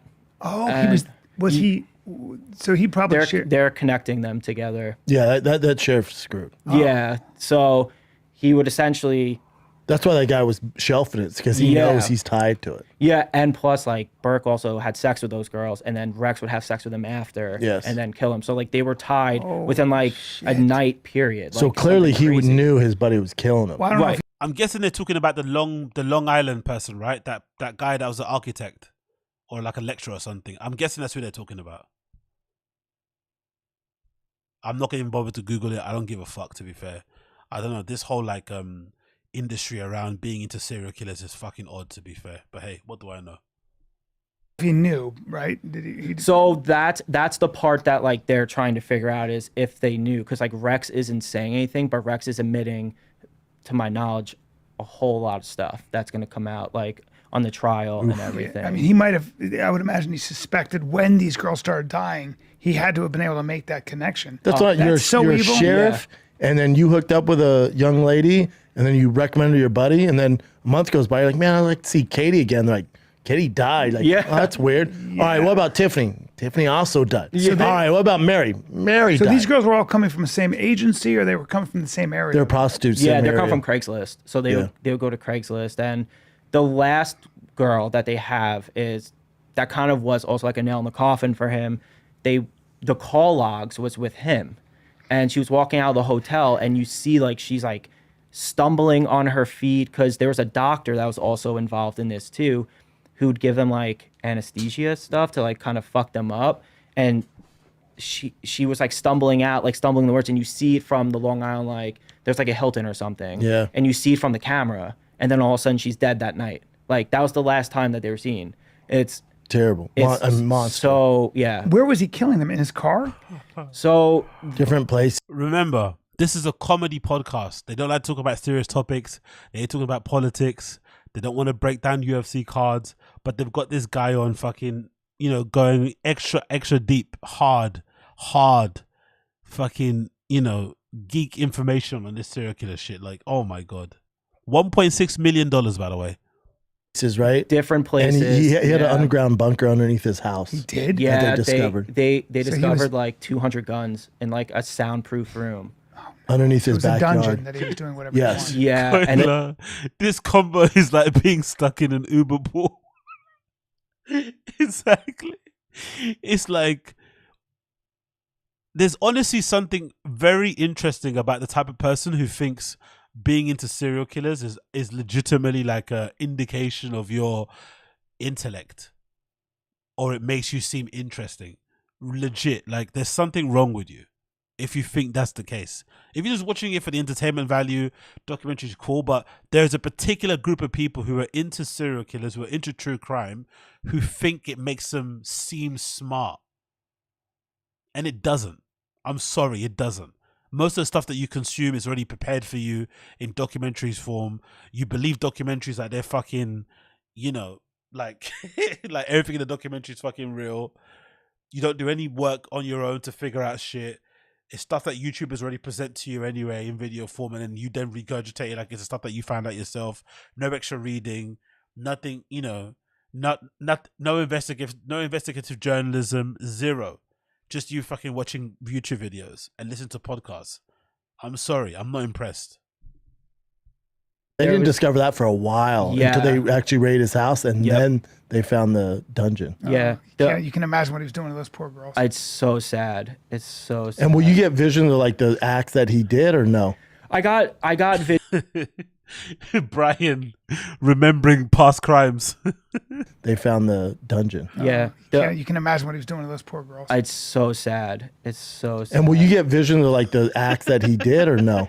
I got visions of how he did it. Heavy because- lies the crown, my man. Yeah, and like Heavy lies the crown. Anyway. To me, they were like, that's like insignificant to like what we need. They're like, we know he killed them. They're like, we just need to know like where, when, and like kind of why. They're like, we don't need to know like exactly how he did it. Because they know. Yeah. Like we have they're- the bodies. or Exactly. whatever, yeah. They're like, we know. And they found the wife's like hair on like a couple of the stuff Yes. too. Like they told me. They're Was he like, strangling them, or what was it? yeah. Man, I tell you. Yeah, from my knowledge. Bring he him was- up, Chin. Horrible But they don't want you to. Anyway, I'm not gonna. looking dude. Yeah. I mean, like if you gave me a lineup of 100 people, like, oh, that guy's a serial killer. I believe some people need to be stoned to death. I not agree. just- How do you think that when he looks like Eric Weinstein? Allegedly, everyone's saying he looks like a serial killer. No, he doesn't. He looks like Eric Weinstein. He looks like every other regular. I don't know. He looks like a regular dude. That's what made the story more horrifying. It's just revisionist to be like, oh yeah, he looks like a serial killer now. No, he doesn't. That's why he's able to get away with it for so long. He looks like a regular dude. He looks like Eric Weinstein. Look at You know his what I mean? face. Like I don't. He doesn't need to die that quickly. No, He I should probably agree. die, but look at how evil he is. Yeah, right? Look at his eyes. And he kind of looks like Brian Callen's dad with hair. If you know, you know. Just a true sociopath who gets. And they off knew on- because he had a green Chevy Avalanche, Yep. and they knew it. And they Yep. report it to the sergeant, Mhm. and he would just keep putting it He kept away. shelving it. And Look this at dude, the si- look at he the was so size of it. cocky, he would park it on the street. Yep. And it'd be Yep. so easy to go find his car, and they just never did it. He is a big boy. He's 6'6", I think, something like he's large. Yeah. And like everyone knows about like the pizza crust thing that they got. Yeah, like, the DNA on the pizza crust. Yeah, they were like pacing him for so long, and they're like trying to get one more evidence. He just threw that pizza crust in, and you see like a detective just sprint, grab it, and run. Isn't that crazy? All that time. It's just nuts. So you get a call from you work on this, and then the same agents call you about Gabby Petito. Different, right? They were different because we were involved with Wyoming, Utah, and Florida. So there was three. This is one of the rare times I've heard Brendan be quiet in a show, but also one of the rare times when he interjects, he's usually more right than he is wrong.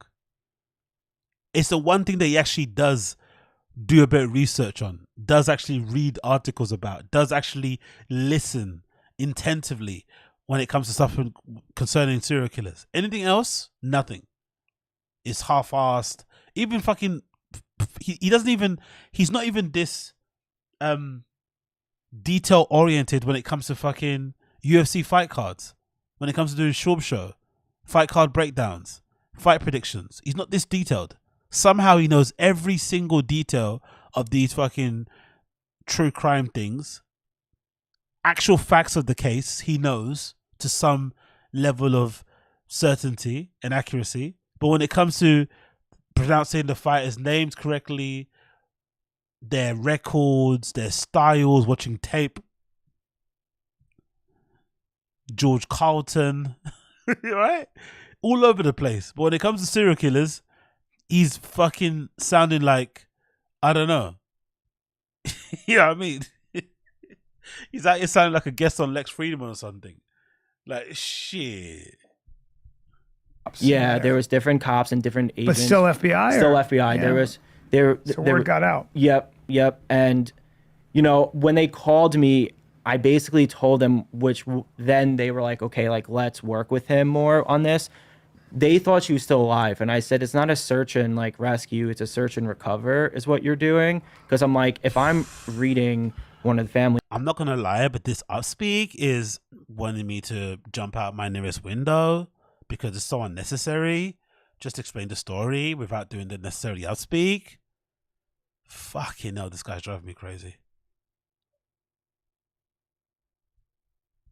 Members. Actually, when I was reading the mom, because now I'm allowed to talk about it with her. When I was reading her, I was basically saying, I was like, if she's coming through to me, like she's dead. And I'm like, and did you tell the mom that? Yeah. Well, like, I said it in like a way softer way because I was like, it was a bummer. Yeah, it was really tough. And, and then they're like, okay, like, where do you see her? And I was like, trying to describe, didn't hear. Then a week goes by. They're like, yeah, you're right about the time. Because I said she's been dead for like a couple weeks at that point, or like a week at that point.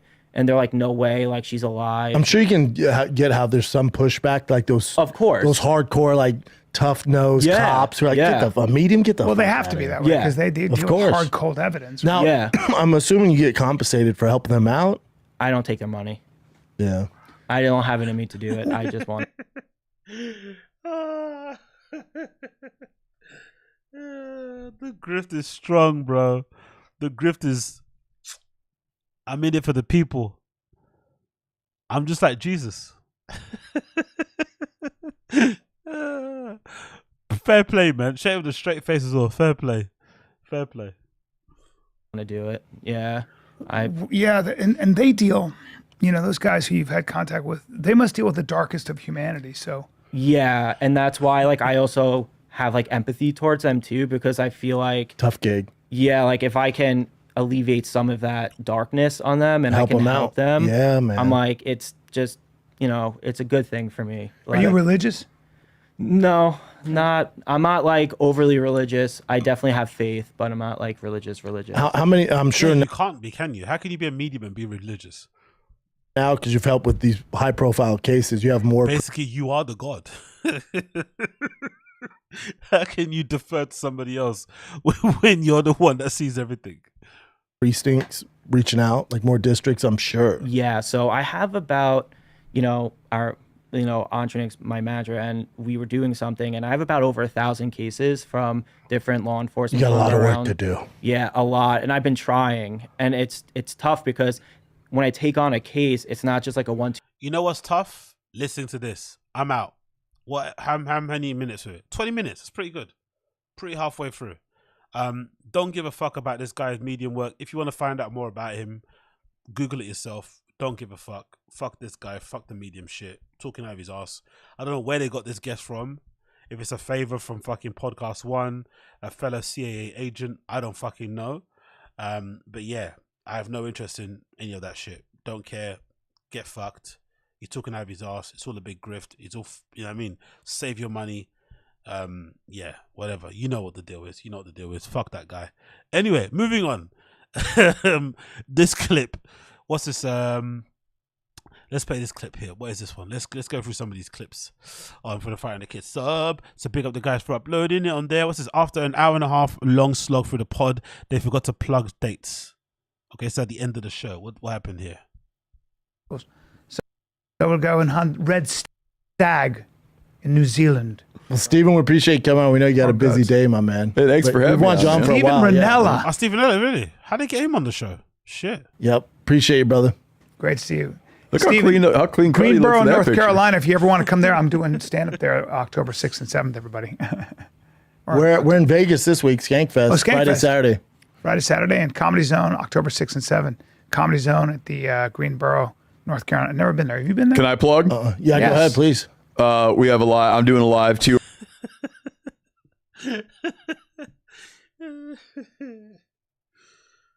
Wow. Okay. That was awkward. Very strange. Yeah, let's continue moving on for that one. I don't know what that was about. Fucking hell, bro. I think it's safe to say Ranella doesn't find Brendan funny. Let's play this clip. Let's see what it's saying here. Blood pressure, cortisol level. Very down. rough year. Yeah. Someone stole money from us. That's right. But you know what? The era. You got money stolen from you? Oh, Lot of but you know what? I come from the sorry to hear Jocko School of Learning. I went, good. Yeah, as we say. A lot of money. The Arowanas were bad luck. They're supposed to bring good luck too. It's been tough this year, though. Yeah, a little tough. Maybe with Yo, did you not crack a single smile? One more time. Blood pressure, cortisol level. very down. rough year. Yeah. Someone stole money from us. That's right. But you know what? The era. You got money stolen from you? Oh, Lot of but you know what? I come from the Sorry to hear Jocko School of Learning. I went, good. Yeah, as we say. A lot of money. The Arowanas were bad luck. They're supposed to bring good luck too. It's been tough this year, though. Yeah, a little tough. Maybe if they get bigger, they'll be better. Blood pressure. Yo, that was fucking incredible. That's really good. That good joke has really been run into the ground. I hope Jocko sends him a cease and desist because it's just too much. Please, enough. But I love how Ranella didn't give him one even inkling of a smile. He just deadpanned the entire thing.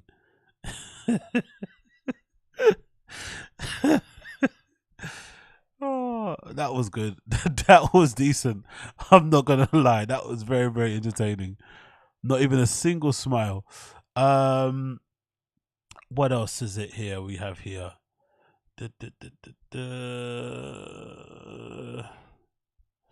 Let's play. What's this one? Let's play this one. What's this one called? We got this one as well. This one's called How's Man Eater doing? How's Rogan with the hiking? Because he has shorter legs. Yeah. You can hear him breathing. We don't see any animals. Or preservatives like the other nut milks contain. Yeah, but visit. And then you were just doing it, and then the man eater show came along. That was your Meat Eater, idea? Meat Eater. So Man Eater's Man my Eater. show. That's your show. Man Eater's mine. We're going to have to get the name of the. No, I take No, you. I'd like to come I on take that you show. camp, and then we Had people I know. Man eater.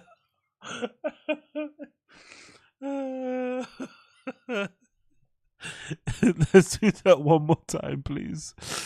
How's Rogan with the hiking? Because he has shorter legs. Yeah. You can hear him breathing. We don't see any animals. Or preservatives like the other nut milks contain. Yeah, but visit. And then you were just doing it, and then the man eater show came along. That was your Meat Eater, idea? Meat Eater. So Man Eater's Man my Eater. show. That's your show. Man Eater's mine. We're going to have to get the name of the. No, I take. No, I'd like to come I on take that you show. camp, and then we Had people I know who know people. or no. How about Crash, that is Steve Ranella. Steve Ranella. Okay, define long for me. What's this one say? it's just unbelievable. How's Rogan with the hiking? Because he has shorter legs. Yeah. You can hear him. Okay, same clip. What's this one saying? What's George laughing at? So no, it's not. It's a peccary. Oh, okay. And is that Everybody thinks it's a boar. It's not. It's not a pig. indigenous to? So no, it's not. George in the background. Did you hear George in the background? Hold on. Did you hear George in the background?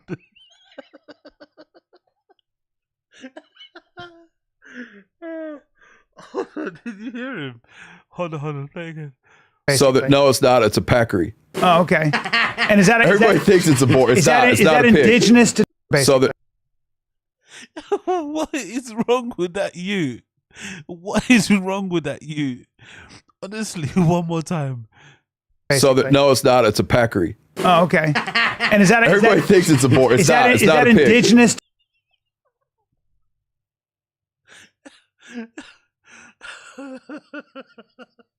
That kid is unique, bro. I like him. I like George. He's actually a real fan of Brendan, so he gets no star in my book. I like George, man. He's actually a real fan.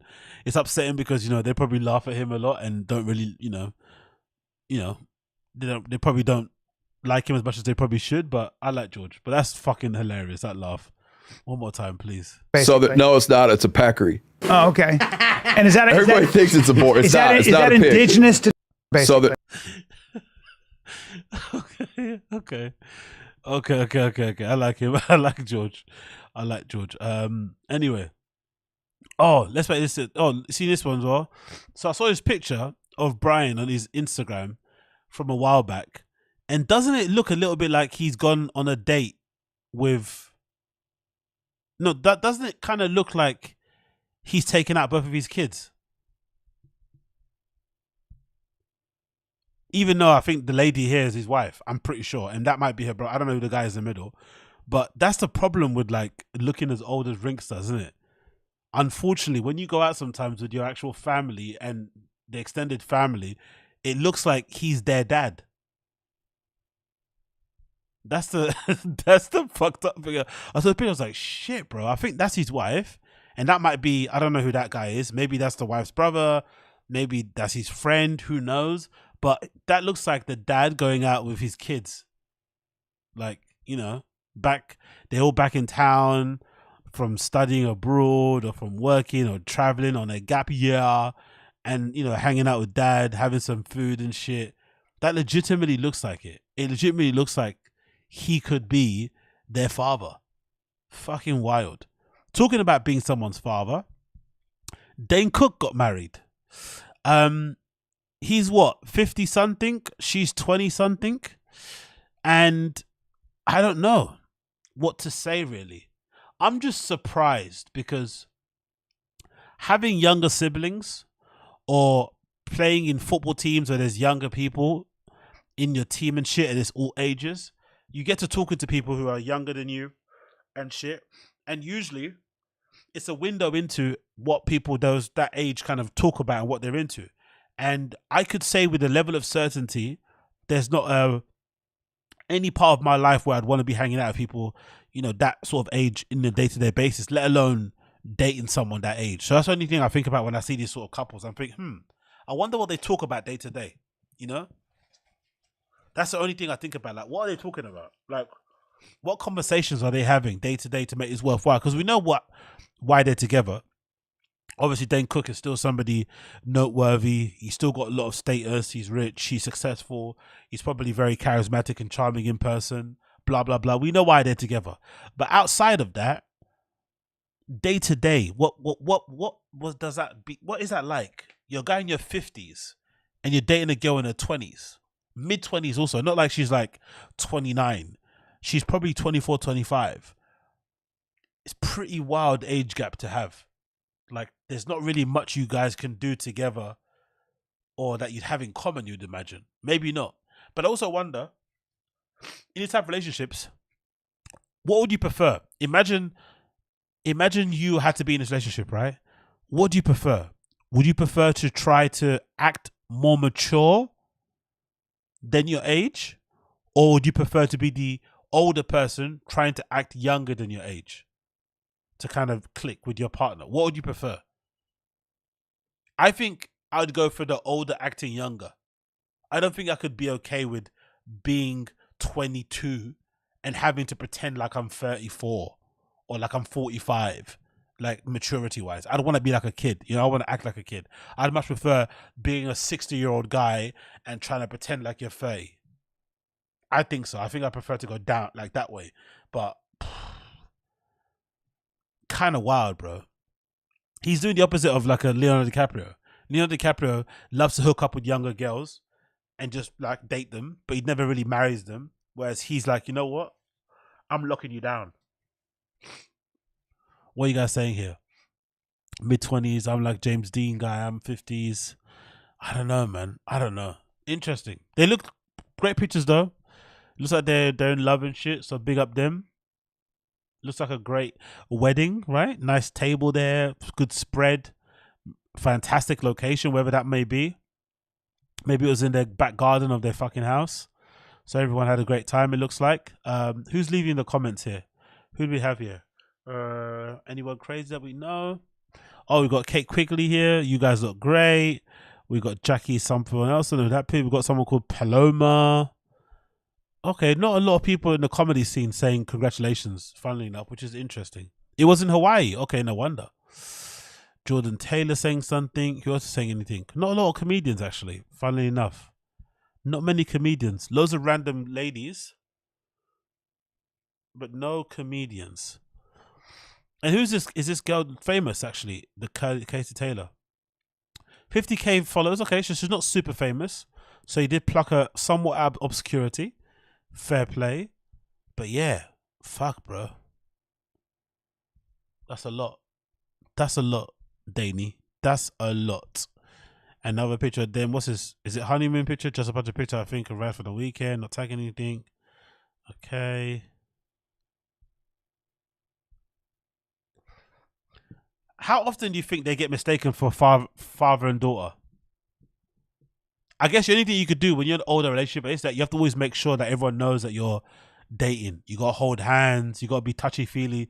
You can't ever try and be chill because people might mistake you as being father and daughter. You kind of always have to be on it, you know? So that's the only problem. But that's the only thing that would annoy me. Like I said, day to day, I'd be annoyed with fucking the conversations because there's definitely things that she's going to be into that you're just never going to get. So that might be the thing. But I think it'll be way funny if they actually joked about the age gap and it was banter. It was actually quite funny. I think that actually be quite cool. If they actually took the piss out of each other about that, right? But, you know, who knows? Who knows? Who knows? But congrats to them, I guess. Again, no comedians really in the comments. Congratulations, really, which is interesting considering they all did the same for Chris. But yeah, no comments in here from them. Fucking hell. Okay, fair. And we've got a nice little Fotty first trap here from Dane Cook, right? We got a nice first trap here from Dane, married man life, after he just blew his wife's back out, right? Overlooking the water in Hawaii, lovely. Overlooking the ruins of people's houses who got burnt down in the fires and shit, all right? Dick still hanging. What's it saying in the caption here? Let's see what it says in the caption. I woke up a married man. I've never felt this feeling in my life.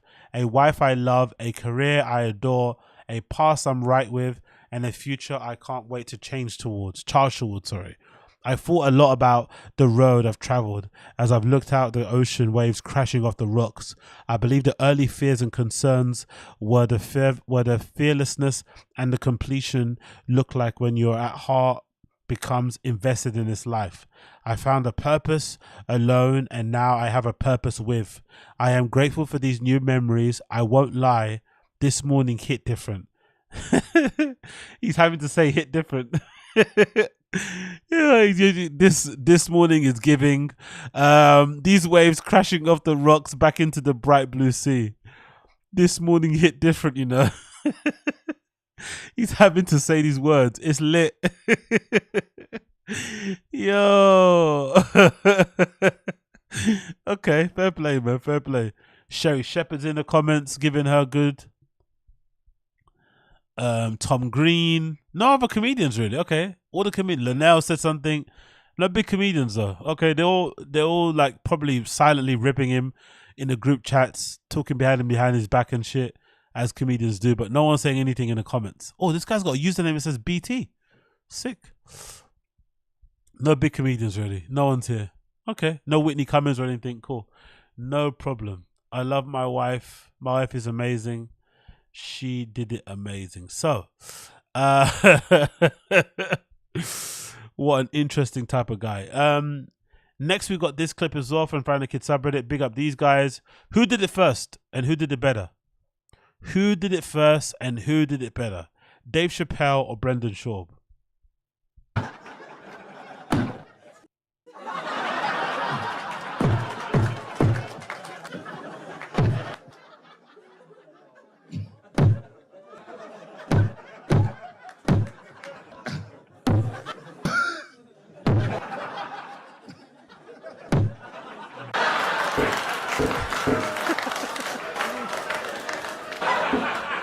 You know, because Chappelle's not on the road with me anymore, man. Chappelle Lacey.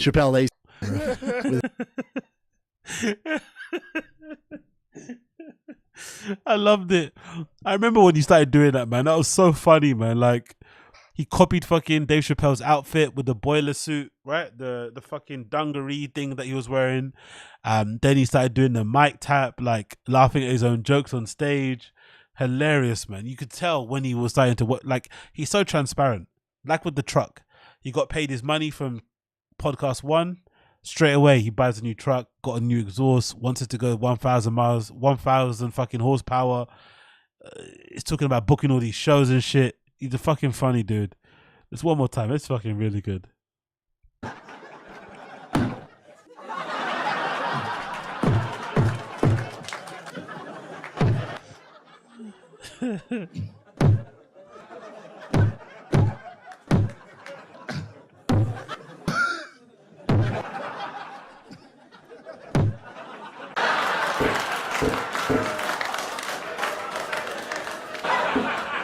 You know, because Chappelle's not on the road with me anymore, man. Chappelle Lacey. Joe had to clear that one up quickly, innit? Because obviously he didn't want to clear it up himself. But yeah, I think that may be it for now. It's a bit dry right now. We're waiting for, what we're waiting for? We're waiting for Skankfest. Skankfest is happening this weekend. So we'll get some more juicy bits to fucking examine and talk about. But I think that may be it for now, my friends. There's not really much to go. Oh, let's play this as well. This is good. Have you seen this one? David Goggins, If He Was Evil. This is fucking brilliant. You seen this? So the other day somebody asked me, hey man, would you ever start a family? Settle down, have kids, all that bullshit? I said, motherfucker, I already have kids. But guess what? They don't know me, son. They're still waiting for the fucking groceries. 26 years ago. Merry Christmas. Stay hard.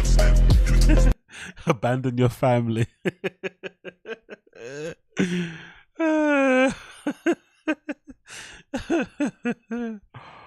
Oh, anyways, that might be it, my friends. It's been a pleasure, never a chore. Like I said, Skankfest is coming up, so we're going to be able to dive in deep a bit of that. And we're going to do needs to be done. Coiler, stay hard, exactly. Devil, demon time. You know what, go on. But yeah, for now, my friends, I have to love you and leave you. Thank you for tuning in. Again, once all the Skankfest stuff pops up, we're going to be diving on deep on that for now. But for now, you know, it is kind of what it is. And yeah, man, thank you for tuning in. Appreciate you guys as always for hanging in with me. Thank you for being a good viewers.